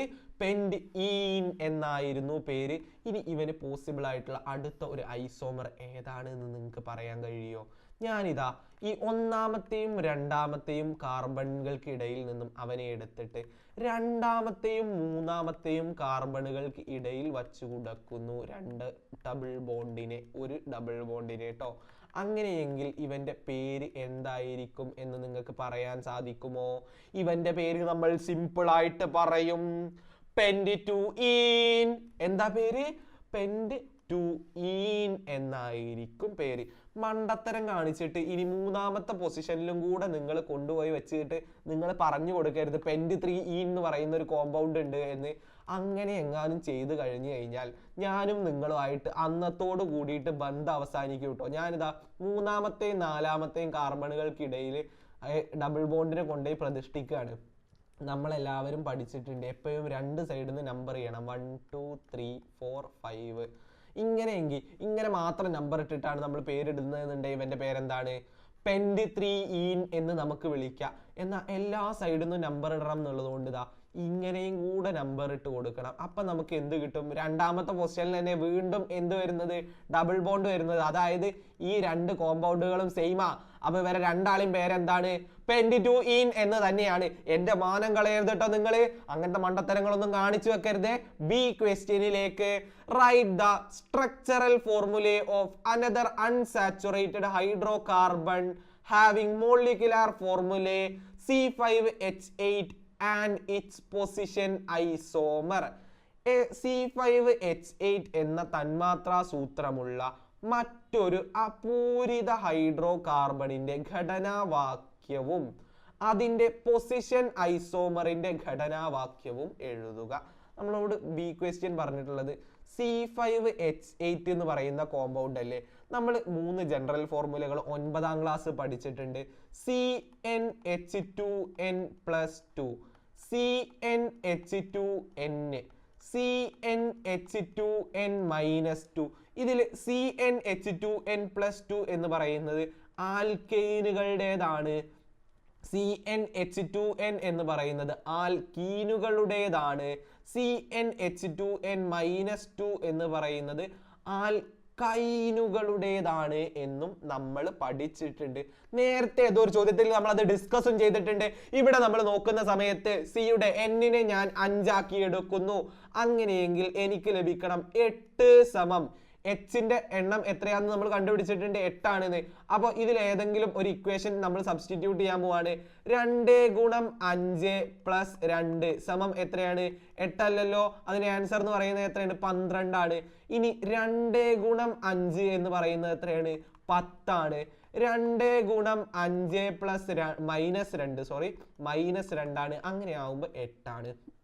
അപ്പോൾ ഇതിൽ നിന്നും നമുക്ക് മനസ്സിലായി ഇവൻ ഏത് കോമ്പൗണ്ടാ, ആൽക്കൈന. ട്രിപ്പിൾ ബോണ്ട് ഉള്ള കോമ്പൗണ്ടിനെയാണ് ചോദ്യകർത്താവ് നമ്മളോട് ചോദിച്ചിരിക്കുന്നത് എന്ന് മനസ്സിലായില്ലേ? മനസ്സിലായി. ഇവന് ട്രിപ്പിൾ ബോണ്ട് ഉണ്ടായിരിക്കും. നമ്മളോട് പറഞ്ഞത് ഒരു കോമ്പൗണ്ടിനെ വരയ്ക്കുക, അതിന്റെ ഒരു പൊസിഷൻ ഐസോമറും വരയ്ക്കാൻ വേണ്ടിയിട്ടല്ലേ. അപ്പൊ അതിന് വേണ്ടിയിട്ട് ഞാൻ ചെയ്യും, 5 കാർബൺ ഉള്ള ഒരു ഹൈഡ്രോ കാർബണെ വരയ്ക്കും. അതിൽ ഏറ്റവും ആദ്യം തന്നെ ഞാൻ ഒന്നാമത്തെ പൊസിഷനും ഒന്നാമത്തെ കാർബണിനും രണ്ടാമത്തെ കാർബണിനും ഇടയിൽ ത്രിബന്ധനത്തെ വച്ചു കൊടുത്താൽ എനിക്ക് ലഭിക്കുന്ന കോമ്പൗണ്ടിന്റെ പേര് നിങ്ങൾക്ക് എല്ലാവർക്കും പറഞ്ഞു തരാൻ കഴിയൂലേ? എന്താ ഓന്റെ പേര്? പെന്റ് ഐൻ. എന്താണ്? പെന്റ് ഐൻ എന്നായിരിക്കും ഇവന്റെ പേര് വരിക. ഇനി ഞാൻ ഇതിന്റെ പൊസിഷൻ ഐസോമർ വരയ്ക്കാൻ പോവുകയാണ്. അതിന് ഞാൻ എന്ത് ചെയ്യും എന്നറിയോ? ഈ ഒന്നാമത്തെയും രണ്ടാമത്തെയും കാർബണിന്റെ ഇടയിൽ നിന്നും അവനെ രണ്ടാമത്തെയും മൂന്നാമത്തെയും കാർബണിന്റെ ഇടയിലേക്ക് മാറ്റി കൊടുക്കും. രണ്ടാമത്തെയും മൂന്നാമത്തെയും കാർബണിന് ഇടയിലേക്ക് ട്രിപ്പിൾ ബോണ്ടിനെ പ്രതിഷ്ഠിച്ചപ്പോൾ എനിക്ക് ലഭിച്ച കോമ്പൗണ്ടിന്റെ പേര് പറയാൻ സാധിക്കുന്ന വിദ്യാർത്ഥികൾ എനിക്ക് പറഞ്ഞു തന്നാലും ഇവന്റെ പേര് എന്ന് പറയുന്നത് പെന്റ് ടു ഐൻ എന്നായിരിക്കും. എന്തായിരിക്കും? പെന്റ് ടു ഐൻ എന്നായിരിക്കും. എന്നറിയുമ്പോൾ 14ാമത്തെ ചോദ്യം, analyse the given figure and answer the following question. നൽകിയിട്ടുള്ള ചിത്രം വിശകലനം ചെയ്ത് ചുവടെ നൽകിയിരിക്കുന്ന ചോദ്യങ്ങൾക്ക് ഉത്തരം എഴുതുക. സ്ഥലത്തിന്റെ ലഭ്യത കുറവ് കാരണം ഞാൻ ഒറ്റ ചിത്രം കൊണ്ട് അഡ്ജസ്റ്റ് ചെയ്തിരിക്കുന്നു. ഈ ചിത്രങ്ങളിൽ പറഞ്ഞതൊന്ന് പരിശോധിക്കാം. ഒരു സിങ്ക് റോഡ് ഉണ്ട്, അതിനെ കോപ്പർ സൾഫേറ്റ് ലായനിയിൽ മുക്കി വെച്ചിട്ടുണ്ട്. ഇനി ഒരു കോപ്പർ റോഡ് ഉണ്ട്, അതിനെ സിങ്ക് സൾഫേറ്റ് ലായനിയിൽ മുക്കി വെച്ചിട്ടുണ്ട്. അതിൽ നിന്നും ABC ക്വസ്റ്റ്യൻസ് പരിശോധിക്കും. Identify the beaker in which chemical change take place. നമുക്കിവിടെ കെമിക്കൽ ചേഞ്ച് നടക്കുന്നത് എന്തിന്റെ അടിസ്ഥാനത്തിലാണ് എന്ന് അറിയാം. ക്രിയാശീല ശ്രേണിയുടെ അടിസ്ഥാനത്തിലാണ് ഇവിടെ രാസമാറ്റം സംഭവിക്കുന്നത്. ഇവിടെ തന്നിരിക്കുന്ന കോമ്പൗണ്ടുകൾ ഏതെല്ലാമാണ്?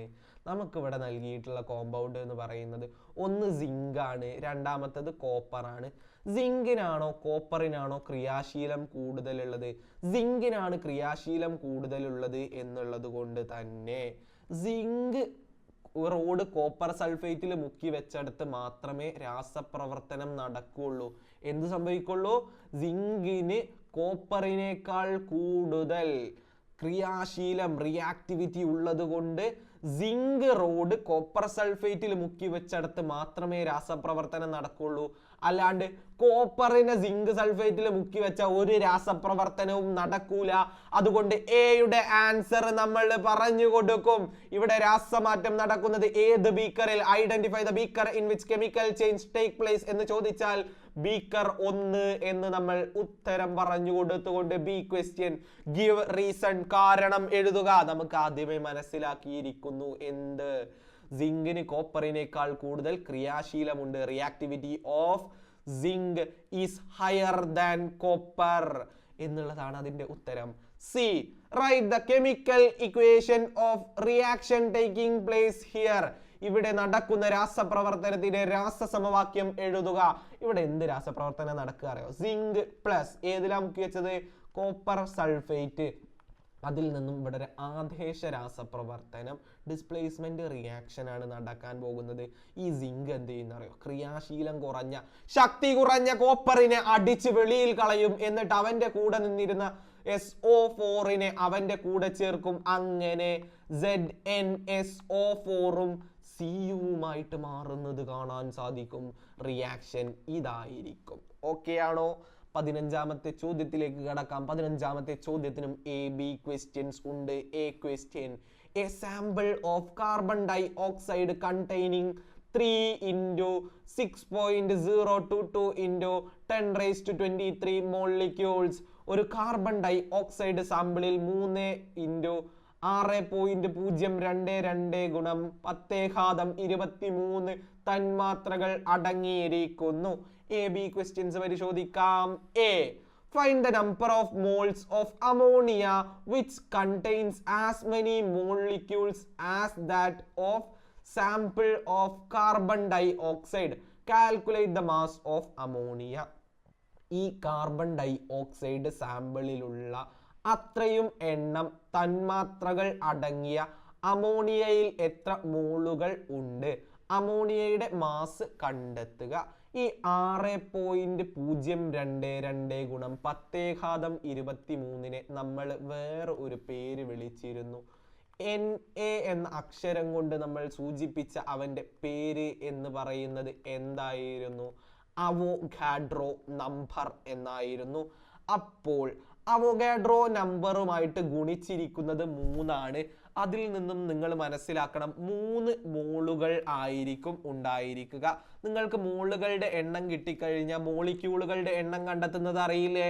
മോളുകളുടെ എണ്ണം ഇൻറ്റു അവോഗാഡ്രോ നമ്പറാണ് മോളിക്യൂളുകളുടെ എണ്ണം. അതിൽ നിന്നും നമുക്ക് മനസ്സിലായി ക്വസ്റ്റ്യനിൽ 3 മോൾ NH3 ആയിരിക്കും ഉണ്ടായിരിക്കുക. എത്ര മോളാ ഉണ്ടാകുക? 3 മോൾ അമോണിയ ആയിരിക്കും ഇവിടെ ഉണ്ടായിരിക്കുക.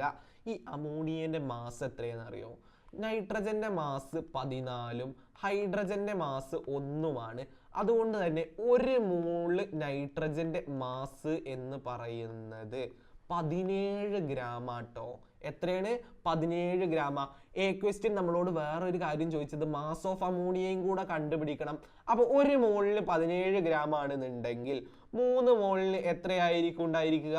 17 × 3, അതായത് എത്രയാ കിട്ടുക? നിങ്ങൾക്ക് ആർക്കെങ്കിലും അറിയോ? 51 ഗ്രാം എന്നായിരിക്കും ഉത്തരം. 3 മോളും 51 ഗ്രാം മാസുമായിരിക്കും. B question.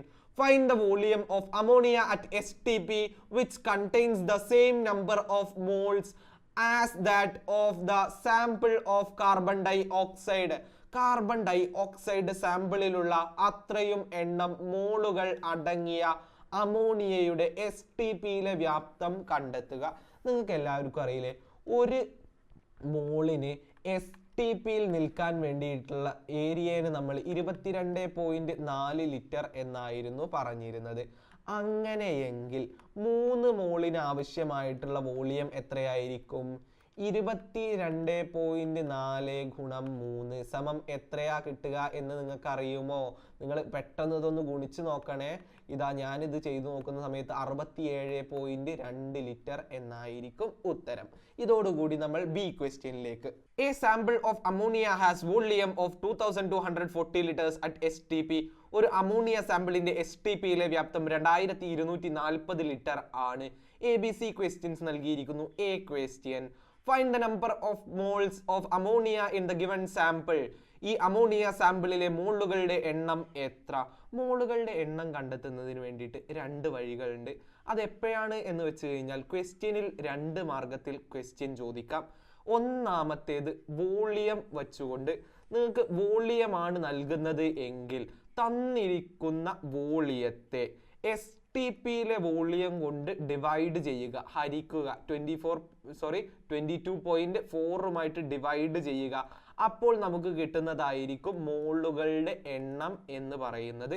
ഇനി നിങ്ങൾക്ക് മാസ് ആണ് നൽകിയിരിക്കുന്നത് എങ്കിൽ ആ തന്നിരിക്കുന്ന മാസിനെ മോളാർ മാസ് വെച്ചിട്ട് ഹരിച്ചു കഴിഞ്ഞാൽ ലഭിക്കുന്നതായിരിക്കും മോളുകളുടെ എണ്ണം എന്ന് പറയുന്നത്. ഇപ്പോൾ നമ്മുടെ ക്വസ്റ്റ്യനിൽ ഇവിടെ നൽകിയിരിക്കുന്നത് വ്യാപ്തമാണ്. വ്യാപ്തം എത്രയാ പറഞ്ഞിട്ടുള്ളത്? 2240 ലിറ്റർ എന്നാണ് പറഞ്ഞിരിക്കുന്നത്. അതിനെ നമുക്ക് അറിയാവുന്ന STPയിലെ 1 മോളിന്റെ വ്യാപ്തമായിട്ടുള്ള 22.4 ആയിട്ട് ഡിവൈഡ് ചെയ്യാം. 2240 വോളിയമായിട്ടുള്ള STPയിലെ വോളിയമായിട്ടുള്ള 22.4 ഡിവൈഡ് ചെയ്ത് കഴിഞ്ഞാൽ നമുക്ക് ലഭിക്കും 100 എന്ന്. എത്ര ലഭിക്കുക? 100 മോൾസ്. എയുടെ ആൻസർ അപ്പോൾ എത്ര വരും? 100 മോൾ എന്നതായിരിക്കും എയുടെ ആൻസർ എന്ന് പറയുന്നത്. B. Find the number of molecules of carbon dioxide equal to that of sample of ammonia. ഈ അമോണിയ സാമ്പിളിലെ തന്മാത്രകളുടെ എണ്ണത്തിന് തുല്യമായ കാർബൺ ഡൈ ഓക്സൈഡ് തന്മാത്രകളുടെ എണ്ണം കണക്കാക്കുക. നമ്മളോട് പറഞ്ഞിരിക്കുന്നത് ഇതേ എണ്ണ മോളുകൾ ഉണ്ടെന്നുണ്ടെങ്കിൽ എത്ര മോളിക്യൂൾ കാർബൺ ഡൈ ഓക്സൈഡ് ഉണ്ടായിരിക്കും എന്നാണ് ചോദിച്ചിരിക്കുന്നത്. അതായത് നമുക്കറിയാവുന്ന ഒരു കാര്യമുണ്ട്. STPയിൽ ഏതൊരു വാതകത്തിനും തുല്യ വ്യാപ്തമായിരിക്കും ഉണ്ടായിരിക്കുക. തുല്യ മോളുകളാണെന്നുണ്ടെങ്കിൽ തുല്യ വ്യാപ്തമായിരിക്കും ഉണ്ടാവുക. അതായത് 100 മോള് അമോണിയന്റെ വ്യാപ്തം തന്നെയാണ് ആർക്കുണ്ടായിരിക്കുക, 100 മോള് കാർബൺ ഡൈ ഓക്സൈഡിന് ആവശ്യമായിട്ടുള്ള വ്യാപ്തവും ഇവിടെ 100 മോള് കാർബൺ ഡൈ ഓക്സൈഡുകൾ ഉണ്ടായിരിക്കും. ഓക്കെ ആണോ? ഓക്കെ ആണെന്ന് വിശ്വസിക്കുന്നു. മോളുകളിൽ നിന്ന് മോളിക്യൂളുകളുടെ എണ്ണം കണക്കാക്കുന്നതിന് വേണ്ടിയിട്ട് നമ്മൾ മോളുകളുടെ എണ്ണത്തെ അവോഗാഡ്രോ നമ്പറുമായിട്ട് ഗുണിക്കണം. അപ്പോൾ നമുക്ക് ലഭിക്കും 100 × 6.022 ഇൻറ്റു 10⁻23 മോളിക്യൂൾസ് തന്മാത്രകൾ എന്ന്. ഓക്കെ ആണെന്ന് വിശ്വസിക്കുന്നു. C question, find the number of moles of carbon dioxide present in 396 gram of carbon dioxide. 396 gram carbon ഡൈ ഓക്സൈഡിൽ അടങ്ങിയിരിക്കുന്ന കാർബൺ ഡൈ ഓക്സൈഡിന്റെ മോളുകളുടെ എണ്ണം കണക്കാക്കുക. നമുക്കിവിടെ എത്രയാ തന്നിരിക്കുന്നത്? 396 ഗ്രാം കാർബൺ ഡൈ ഓക്സൈഡ് എന്നാണ് നൽകിയിരിക്കുന്നത്. ക്വസ്റ്റ്യൻ ഡിസ്കസ് ചെയ്ത് തുടങ്ങിയ ഉടൻ തന്നെ ഞാൻ പറഞ്ഞിരുന്നു, മോളുകളുടെ എണ്ണം ഗ്രാം നൽകിയിട്ടാണ് ചോദിക്കുന്നത് എങ്കിൽ നമ്മൾ തന്നിരിക്കുന്ന മാസിനെ, അതായത് ഗിവൺ മാസിനെ മോളിക്കുലാർ മാസ് കൊണ്ട് ഡിവൈഡ് ചെയ്താൽ മതി. കാർബണിന്റെ മാസ് എന്ന് പറയുന്നത് 12ഉം ഓക്സിജന്റെ മാസ് എന്ന് പറയുന്നത് 16ഉമാണ്. അങ്ങനെയെങ്കിൽ കാർബൺ ഡൈ ഓക്സൈഡിന്റെ മാസ് എത്രയായിരിക്കും? 32 + 12 = 44 ആയിരിക്കും മാസ് എന്ന് പറയുന്നത്. 396 / 44 നമുക്ക് ലഭിക്കും 9. അപ്പോൾ ഇതിൽ എത്ര മോളുകൾ ഉണ്ടായിരിക്കും? 9 മോൾ കാർബൺ ഡൈ ഓക്സൈഡുകൾ ഉണ്ടായിരിക്കും എന്നറിയുമ്പോൾ നമ്മൾ ഇതാ 16ാമത്തെ ചോദ്യത്തിലേക്ക്. What are alloys? ലോഹസങ്കരങ്ങൾ എന്നാൽ എന്ത്? നമ്മൾ മെറ്റൽസ് എന്ന പാഠത്തിൽ ലോഹങ്ങളിൽ പഠിച്ചിട്ടുണ്ട് എന്താണ് അലോയികൾ എന്ന് പറയുന്നത്. നിങ്ങൾ ആൺകുട്ടികളൊക്കെ കാറിനോട് എന്തൂസിയാസം ഉള്ളവരാണെന്നുണ്ടെങ്കിൽ, ആൺകുട്ടികൾ മാത്രമല്ല പെൺകുട്ടികൾക്കും കാറിനോട് എന്തൂസിയാസം ഒക്കെ ഉണ്ടാവും. അലോയ് വീലുകൾ എന്നൊക്കെ കേട്ടിട്ടില്ലേ? ഈ അലോയ് വീലുകളൊക്കെ ഉണ്ടാക്കുന്നത് എങ്ങനെയാണെന്നറിയോ? അലോയികൾ ഉപയോഗിച്ച. എന്താ അലോയ് എന്നറിയണ്ടേ?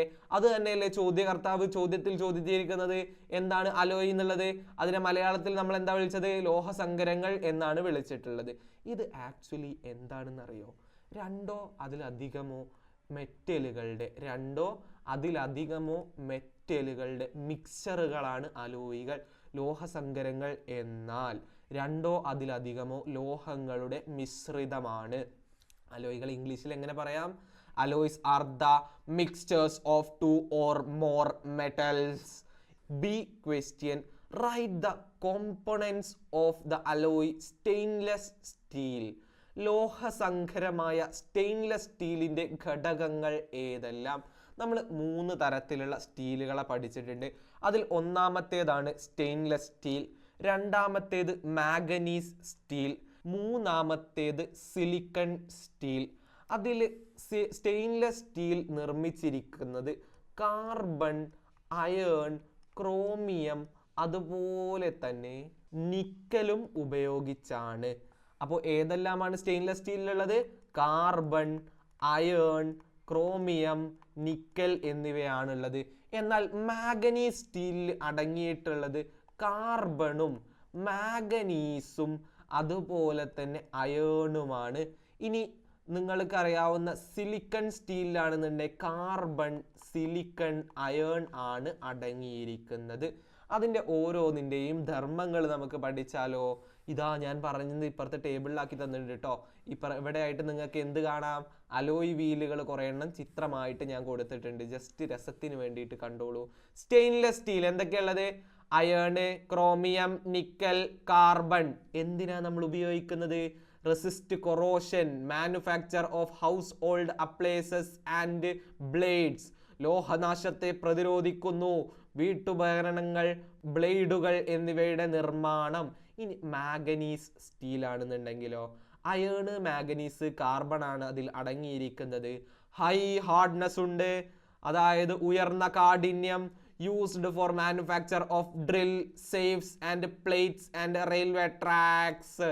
ഡ്രില്ലുകൾ, സേഫുകൾ, പ്ലേറ്റുകൾ, റെയിൽവേ ട്രാക്കുകൾ എന്നിവയുടെ നിർമ്മാണം. ഇനി സിലിക്കൺ സ്റ്റീൽ ആണെങ്കിൽ അയേൺ, സിലിക്കൺ, കാർബൺ എന്നിവ അടങ്ങിയിരിക്കുന്നു. Also known as electrical steel as it reduces electric losses. It is used as the core of electromagnetic instruments like motors, generators, transformers. Electric steel എന്ന പേരിലും അറിയപ്പെടുന്നു. വൈദ്യുതി നഷ്ടം കുറയ്ക്കുന്നതിനാൽ മോട്ടോറുകൾ, ജനറേറ്ററുകൾ, ട്രാൻസ്ഫോമറുകൾ തുടങ്ങിയവയുടെ വൈദ്യുത കാന്തിക ഉപകരണങ്ങളിൽ കോറുകളായി ഉപയോഗിക്കുന്നു. അപ്പോൾ നിങ്ങൾക്ക് മനസ്സിലായിട്ടുണ്ടല്ലോ എന്തിൻ്റെയൊക്കെ ഉപയോഗങ്ങൾ എന്തൊക്കെയെന്ന്. C question, which is alloy steel used for core of electromagnetic instruments. വൈദ്യുത കാന്തിക ഉപകരണങ്ങളുടെ കോറിൽ ഉപയോഗിക്കുന്ന സങ്കര സ്റ്റീൽ ഏതാണ്? നമ്മൾ പറഞ്ഞു കൊടുക്കും സിലിക്കൺ സ്റ്റീൽ ആയിരിക്കും അവൻ എന്ന് പറയുമ്പോൾ 17ാമത്തെ ചോദ്യം. എ ക്വസ്റ്റ്യനും ബി ക്വസ്റ്റ്യനും ഉണ്ട്. അതിൽ എ ക്വസ്റ്റ്യൻ ആദ്യം പരിശോധിക്കാം. Consider the Haber process of manufacture of ammonia. അമോണിയയുടെ വ്യാവസായിക നിർമ്മാണമായ ഹേബർ പ്രക്രിയയെ പരിഗണിക്കുക. N2+3H2 gives 2NH3 heat. ഹീറ്റിന് നമ്മൾ മലയാളത്തിൽ താപം എന്ന് പറയും. അപ്പോൾ നമുക്ക് എ ക്വസ്റ്റ്യൻ പരിശോധിച്ചാലോ. അതിലെ what will be the effect on equilibrium if? താഴെ പറയുന്ന സാഹചര്യങ്ങളിൽ സന്തുലിതാവസ്ഥയ്ക്ക് എന്ത് മാറ്റം സംഭവിക്കും? അതിലൊന്ന്, ടെമ്പറേച്ചർ ഈസ് ഇൻക്രീസ്ഡ്. താപനില വർദ്ധിപ്പിക്കുന്നു. ഈ ടെമ്പറേച്ചർ എന്ന് പറയുന്ന താപനിലയെ കൂട്ടിക്കഴിഞ്ഞാൽ എന്ത് സംഭവിക്കുന്നറിയോ? സ്വാഭാവികമായിട്ടും എൻഡോതെർമിക് റിയാക്ഷൻ കൂടും. താപാകിരണ രാസപ്രവർത്തനത്തിന്റെ നിരക്ക് കൂടും. എന്ത് കൂടും? എൻഡോതെർമിക് റിയാക്ഷൻ എന്ന താപാകിരണ രാസപ്രവർത്തനത്തിന്റെ നിരക്ക് കൂടും. ഈ രാസപ്രവർത്തനത്തിൽ ഏതാണ് താപാകിരണ രാസപ്രവർത്തനം? അമോണിയ വിഘടിച്ച് N2ഉം H2ഉമായി മാറുന്നതല്ലേ താപാകിരണ രാസപ്രവർത്തനം എന്ന് പറയുന്നത്. ഇവിടെ ചൂട് കൂടുന്ന സമയത്ത് എന്താ സംഭവിക്കുക എന്നറിയോ? ചൂട് കൂടാൻ കാരണം പുരോപ്രവർത്തനത്തിന്റെ നിരക്ക് കൂടുന്നതാ. എന്താണ്? പുരോപ്രവർത്തനത്തിന്റെ നിരക്ക് കൂടുന്നതായിരിക്കും. അതുകൊണ്ട് തന്നെ ഇവിടെ കൂടുതലായിട്ട് പ്രൊഡക്റ്റ് ഉണ്ടായിരിക്കും. ഓക്കെ, ഫോർവേഡ് റിയാക്ഷനാണ് കൂടിയത്, കൂടുതൽ പ്രൊഡക്റ്റ് ഉണ്ട്. അതിനെ നമുക്ക് എന്താക്കി മാറ്റണം? തിരിച്ച് റിയാക്റ്റൻസ് ആക്കി മാറ്റണം. അതുകൊണ്ട് തന്നെ ബാക്ക്വേർഡ് റിയാക്ഷൻ ഉണ്ടാവുമല്ലോ, അതായത് പശ്ചാത് പ്രവർത്തന നിരക്ക് കൂടും. എന്ത് സംഭവിക്കും? പശ്ചാത് പ്രവർത്തനത്തിന്റെ നിരക്ക് കൂടും എന്ന് നിങ്ങൾ അറിഞ്ഞിരിക്കുക. അതിനായിട്ട് നിങ്ങൾ ഓർത്തു വെക്കേണ്ടത് എങ്ങനെയാണ്? ടെമ്പറേച്ചർ ഇൻക്രീസസ്, എൻഡോതെർമിക് റിയാക്ഷന്റെ റേറ്റ് ഇൻക്രീസസ്. എങ്ങനെയാണ്? when temperature increases the rate of endothermic reaction increases. അപ്പോൾ എൻഡോതെർമിക് റിയാക്ഷൻ ഏതാണെന്ന് നോക്കിയാൽ മതി, ആ സൈഡിലേക്ക് റിയാക്ഷൻ കൂടുതലായിട്ട് നടക്കും. ഓക്കെ, മലയാളത്തിലാണെന്നുണ്ടെങ്കിൽ ഇങ്ങനെ പറയാം, താപനില കൂടിയാൽ താപാകിരണ രാസപ്രവർത്തനത്തിന്റെ നിരക്ക് വർദ്ധിക്കുന്നു. ഇവിടെ താപാകിരണ രാസപ്രവർത്തനം ഏതാണ്? അമോണിയ താപവുമായിട്ട് കൂടിച്ചേർന്നിട്ട് വിഘടിച്ച് N2ഉം 3H2ഉമായിട്ട് മാറുന്നതാണ്. അതുകൊണ്ട് തന്നെ പശ്ചാത് പ്രവർത്തന നിരക്ക് കൂടുന്നു എന്ന് മലയാളത്തിൽ പറയും.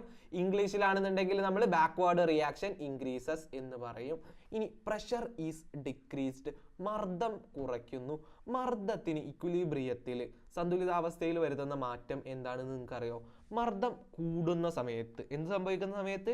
മർദ്ദം കൂടുന്ന സമയത്ത് എവിടെയാണോ മോളുകളുടെ എണ്ണം കൂടുതലുള്ളത് അവിടെ നിന്നും മോളുകളുടെ എണ്ണം കുറയ്ക്കുന്നതിന് വേണ്ടിയിട്ടുള്ള രാസപ്രവർത്തനം കൂടുതലായിരിക്കും.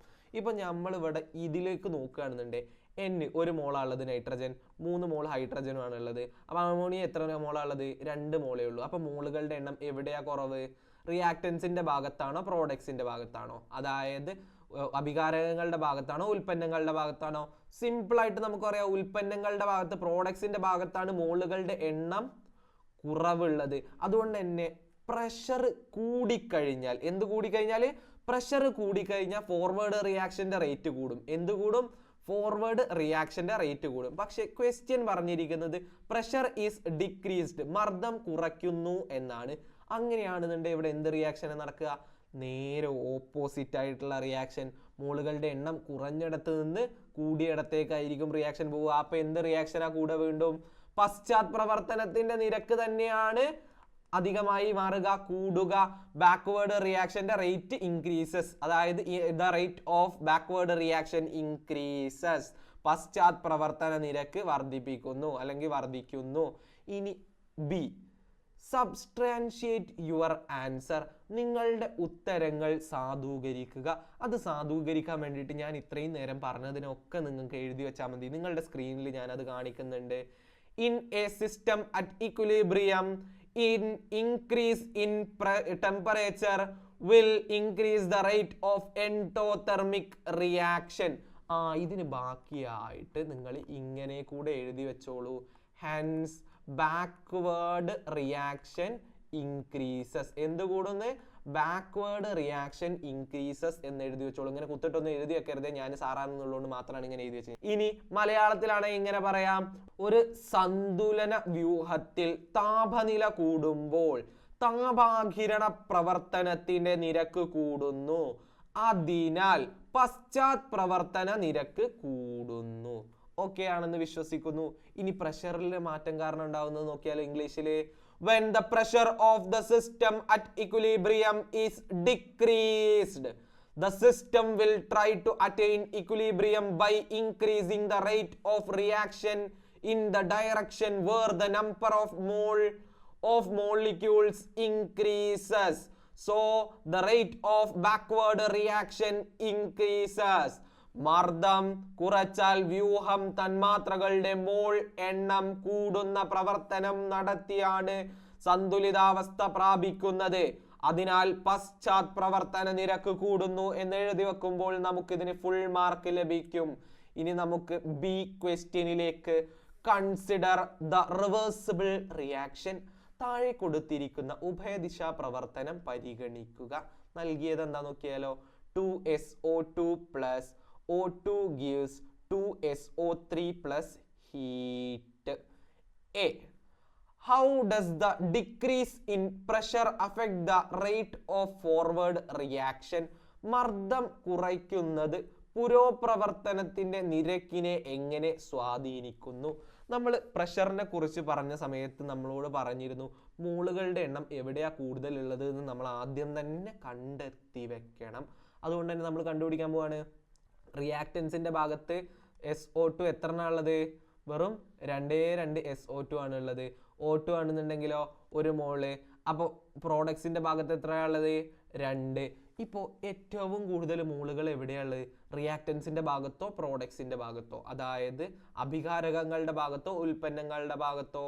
നമുക്ക് സിമ്പിൾ ആയിട്ട് മനസ്സിലായിട്ടുണ്ട്. റിയാക്റ്റൻസ് എന്ന അഭികാരകങ്ങളുടെ ഭാഗത്താണ് മോളുകളുടെ എണ്ണം അധികമായിട്ടുള്ളത്. അതിനാൽ പ്രഷർ കൂടുകയാണെന്നുണ്ടെങ്കിൽ മോളുകളുടെ എണ്ണം കുറയ്ക്കുന്ന രാസപ്രവർത്തനം നടക്കുക. പക്ഷെ ഇവിടെ നമ്മളോട് എന്താ പറഞ്ഞത്? The decrease in pressure, pressure കുറയുക, മർദ്ദം കുറയ്ക്കുന്നത് എന്നാണ്. പുരോപ്രവർത്തനത്തിന്റെ നിരക്കിനെ എങ്ങനെ സ്വാധീനിക്കുന്നു എന്നാണ് ചോദ്യം. ഫോർവേഡ് റിയാക്ഷന്റെ റേറ്റിനെ എങ്ങനെയാണ് അഫക്റ്റ് ചെയ്യുക എന്നുള്ളത്. ഇവിടെ പ്രഷർ കുറയ്ക്കുകയാണെന്നുള്ളതുകൊണ്ട് ബാക്ക്വേർഡ് റിയാക്ഷന്റെ റേറ്റ് കൂടും. അതുകൊണ്ട് തന്നെ ഫോർവേഡ് റിയാക്ഷന്റെ റേറ്റ് കുറയും. ഇംഗ്ലീഷുകാർക്ക് ഇങ്ങനെ പറഞ്ഞു കൊടുക്കാം, the rate of forward reaction decreases. മലയാളത്തിലാണെങ്കിൽ ഇങ്ങനെ പറയാം, പുരോപ്രവർത്തന നിരക്ക് കുറയുന്നു. എങ്ങനെ പറയാം? പുരോപ്രവർത്തന നിരക്ക് കുറയുന്നു. B. How does the increase in temperature affect the decomposition of SO3? താപനില വർദ്ധിക്കുന്നത് SO3യുടെ വിഘടനത്തെ എങ്ങനെ സ്വാധീനിക്കുന്നു? നമ്മൾ നേരത്തെ പറഞ്ഞില്ലേ, ടെമ്പറേച്ചർ കൂടിക്കഴിഞ്ഞാൽ എൻഡോതെർമിക് റിയാക്ഷൻ എന്ന് പറയുന്ന താപാകിരണ രാസപ്രവർത്തനം കൂടും എന്ന് നമ്മൾ പറഞ്ഞിരുന്നു ഇല്ലേ? ഇവിടെ താപാകിരണ രാസപ്രവർത്തനം എന്ന് പറയുന്നത് ഏതാണ്? ബാക്ക്വേർഡ് റിയാക്ഷൻ ആയിരിക്കും ഇവിടുത്തെ താപാകിരണ രാസപ്രവർത്തനം എന്ന് പറയുന്നത്. അതുകൊണ്ട് തന്നെ ടെമ്പറേച്ചർ കൂടിക്കഴിഞ്ഞ് കഴിഞ്ഞാൽ ബാക്ക്വേർഡ് റിയാക്ഷൻ കൂടും. അപ്പൊ ചോദ്യം പറഞ്ഞത് എന്താണ്? How does the increase in temperature affect decomposition of SO3? SO3യുടെ വിഘടനത്തെ എങ്ങനെ സ്വാധീനിക്കും എന്നല്ലേ? വിഘടന നിരക്ക് എന്ത് സംഭവിക്കും? കൂടും. The rate of decomposition of SO3 increases. എന്ത് പറഞ്ഞു കൊടുക്കണം? The rate of decomposition of SO3 increases. SO3യുടെ വിഘടന നിരക്ക് വർദ്ധിക്കുന്നു. സി ക്വസ്റ്റ്യൻ നോക്കിയാലോ. സബ്സ്ട്രാൻഷിയേറ്റ് യുവർ ആൻസർ. നിങ്ങളുടെ ഉത്തരങ്ങൾ സാധൂകരിക്കുക. ഞാൻ ഇത്രയും നേരം പറഞ്ഞു തന്നത് നിങ്ങൾക്ക് എഴുതി വെക്കാൻ കഴിഞ്ഞാൽ മതി. അതാ ഞാൻ നിങ്ങൾക്ക് സ്ക്രീനിൽ എഴുതി കാണിക്കുന്നുണ്ട്. when the pressure of the system at equilibrium is decreased, the system will try to attain equilibrium by increasing the rate of reaction in the direction where the number of moles of molecules increases. So the rate of forward reaction decreases. മലയാളത്തിലാണെങ്കിൽ നടത്തിയാണ് സന്തുലിതാവസ്ഥ. ഇതിൽ ചെറിയ ഒരു വ്യത്യാസം ഉണ്ട്, ചെറിയ തെറ്റ് നിങ്ങൾക്ക് കാണാൻ സാധിക്കും. ഓക്കെ ആണോ? എന്ത് എഴുതണം എന്നറിയോ നിങ്ങൾ? അതിനു വേണ്ടിയിട്ട് നമ്മൾ നേരത്തെ കണ്ടതില്ലേ, ഇതിനെ തന്നെ എങ്ങനെ എഴുതി വെച്ചാൽ മതി. മർദ്ദം കുറച്ചാൽ വ്യൂഹം തന്മാത്രകളുടെ മോൾ എണ്ണം കൂടുന്ന പ്രവർത്തനം നടത്തിയാണ് സന്തുലിതാവസ്ഥ പ്രാപിക്കുന്നത്. ആദ്യം അത് എഴുതി വെക്കുക. ഓക്കെ, ആദ്യം എന്ത് എഴുതുക? മർദ്ദം കുറച്ചാൽ വ്യൂഹം തന്മാത്രകളുടെ മോൾ എണ്ണം കൂടുന്ന പ്രവർത്തനം നടത്തിയാണ് സന്തുലിതാവസ്ഥ പ്രാപിക്കുന്നത്. ബാക്കിയായിട്ട് എങ്ങനെ പറയാന്നറിയോ? അതിനാൽ പശ്ചാത് പ്രവർത്തന നിരക്ക് കൂടുന്നു. എന്ത് പറയാം? അതിനാൽ പശ്ചാത് പ്രവർത്തന നിരക്ക് കൂടുന്നു. ഇനി ടെമ്പറേച്ചറിന്റെ മാറ്റത്തിനെ കുറിച്ച് ഇംഗ്ലീഷിൽ ഇങ്ങനെ പറയാം. In A system at equilibrium increase in temperature will increase the rate of endothermic reaction. The rate of backward reaction increases, so the decomposition of SO3 increases. താപനില വർദ്ധിപ്പിക്കുമ്പോൾ താപാകിരണ രാസപ്രവർത്തനത്തിന്റെ നിരക്ക് കൂടുന്നു. ഇവിടെ പശ്ചാത് പ്രവർത്തന നിരക്ക് കൂടുന്നു. SO3യുടെ വിഘടന നിരക്ക് കൂടുന്നു എന്ന് എഴുതി വെക്കുമ്പോൾ ഇതാ അവസാനത്തെ ചോദ്യത്തിലേക്ക്, ഏറ്റവും സിംപ്ലസ്റ്റ് ചോദ്യം, ചാപ്റ്റർ നമ്പർ 3 നിന്നുമുള്ള ചോദ്യം, ക്വസ്റ്റ്യൻ നമ്പർ 18 ചോദ്യം. A few subshells are given. ഏതാനും സബ്ഷെല്ലുകൾ നൽകിയിരിക്കുന്നു. 3D 4S 4F 5D എന്നിങ്ങനെ 4 സബ്ഷെല്ലുകൾ നമുക്ക് നൽകിയിരിക്കുന്നു. A question, find the N and L value of each subshell. ഓരോ സബ്ഷെല്ലിന്റെയും N വിലയും L വിലയും കണ്ടെത്തുക. ഈ N എന്ന് പറയുന്നത് പ്രിൻസിപ്പൽ ക്വാണ്ടം നമ്പറും L എന്ന് പറയുന്നത് അസിമത്തൽ ക്വാണ്ടം നമ്പറുമാണ് എന്ന് നിങ്ങൾ അറിയുക. ഇനി ഓരോ സബ്ഷെല്ലിന്റെയും N L മൂല്യങ്ങൾ നമുക്ക് കണ്ടുപിടിക്കാം. 3D 4S 4F 5D എന്നിങ്ങനെയാണ് നൽകിയിരിക്കുന്നത് അല്ലേ? നമുക്കറിയാവുന്ന സബ്ഷെല്ലുകളാണ് എസ്, പി, ഡി, എഫ് എന്ന് പറയുന്നത്. ഇവയുടെ അസിമത്തൽ ക്വാണ്ടം നമ്പറുകൾ എസിന് 0, പി 1, ഡി 2, എഫ് 3 ആണ് എന്നറിയുക. ഇനി പ്രിൻസിപ്പൽ ക്വാണ്ടം നമ്പർ ആണെന്നുണ്ടെങ്കിൽ കെ, എൽ, എം, എൻ എന്ന് പറയുന്ന ഷെല്ലുകൾക്കാണ് പ്രിൻസിപ്പൽ ക്വാണ്ടം നമ്പർ 1, 2, 3, 4 എന്ന് പറയുന്നത്. ഇനി നിങ്ങൾ അറിയുക, ഒരു സബ്ഷെല്ലിന് ആദ്യം എഴുതിയിട്ടുള്ള നമ്പർ ഉണ്ടല്ലോ, ഇതാണ് പ്രിൻസിപ്പൽ ക്വാണ്ടം നമ്പർ എന്ന് പറയുന്നത്. അതായത് എൻ വാല്യൂ. എന്താണ് എൻ വാല്യൂ എന്ന് പറയുന്നത്? 1, 2, 3, 4 എന്നിങ്ങനെയായിരിക്കും. അപ്പോൾ 3യുടെ എൻ വാല്യൂ എത്രയാണ് എന്ന് സിമ്പിൾ ആയിട്ട് പറയാലോ. 3 ആയിരിക്കും 3Dയുടെ എൻ വാല്യൂ എന്ന് പറയുന്നത്. അപ്പോൾ എൽ വാല്യൂ എത്രയാണ്? ഡി സബ്ഷെല്ല, ഡിയുടെ എൽ വാല്യൂ എത്രയാണ്? 2. എത്രയാണ്? 2. ഇനി 4S എൻ വാല്യൂ എത്രയാണ്? 4. എൽ വാല്യൂ എസിന് എത്രയാണ്? 0.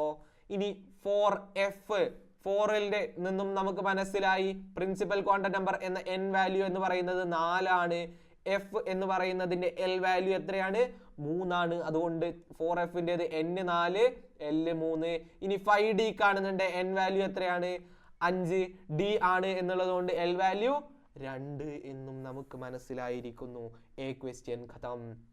B, find N plus L value and arrange them the given subshell in the increasing order of their energies. N plus L വിലകൾ കണ്ടുപിടിച്ച് ഈ സബ്ഷെല്ലുകളുടെ അവയുടെ ഊർജം കൂടി വരുന്ന ക്രമത്തിൽ എഴുതുക. ഇവയെ രണ്ടെണ്ണത്തിനെയും ഞാൻ തമ്മിൽ കൂട്ടാൻ പോവുകയാണ്. ഇതാ കൂട്ടി കൊടുക്കുന്ന സമയത്ത് നമുക്ക് മറ്റൊരു കളറിൽ ആൻസർ എഴുതി വെക്കാം. ഞാൻ ഇവിടെ വയലറ്റ് കളറായിട്ട് എടുക്കുന്നത്. ഇതാ 3 + 2 5, 4 + 0 4, 4+3 7, 5+2 7 നമുക്ക് ലഭിച്ചിരിക്കുന്നു ഊർജങ്ങൾ എന്തൊക്കെയാണ് എന്നുള്ളത്. നമ്മളെല്ലാവരും കഴിഞ്ഞ സെറ്റ് ബി ക്വസ്റ്റ്യൻ പേപ്പറിന്റെ ഡിസ്കഷന്റെ സമയത്ത് ഞാൻ നിങ്ങളോട് ഒരു കാര്യം പറഞ്ഞിരുന്നു. N+L മൂല്യത്തിനനുസരിച്ചാണ് ഊർജം കൂടി വരുന്നത് എന്ന്. അതിനാൽ നമുക്ക് ഇതിൽ നിന്നും പറയാൻ കഴിയും ആദ്യത്തേത് 4s ആയിരിക്കും. ഏറ്റവും ചെറിയ സംഖ്യ 4s-നാണുള്ളത്. അതിനേക്കാൾ കൂടുതൽ ഊർജമായിരിക്കും 3D-ക്കുണ്ടായിരിക്കുക. കാരണം 4ഉം 5ഉം ആകുമ്പോൾ 5ആണ് വലുത് വരുന്നത്. ഇനി നമുക്ക് 4f-ഉം 5D-യും ബാക്കിയുണ്ട്. ഇവയുടെ രണ്ടെണ്ണത്തിൻ്റെയും N+L വാല്യൂ എന്ന് പറയുന്നത് സെയിം ആണ്.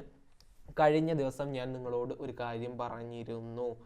അതിൽ N+L വാല്യൂ സെയിം ആണെന്നുണ്ടെങ്കിൽ പിന്നെ നമ്മൾ നോക്കേണ്ടത് N വാല്യൂ ആണ്.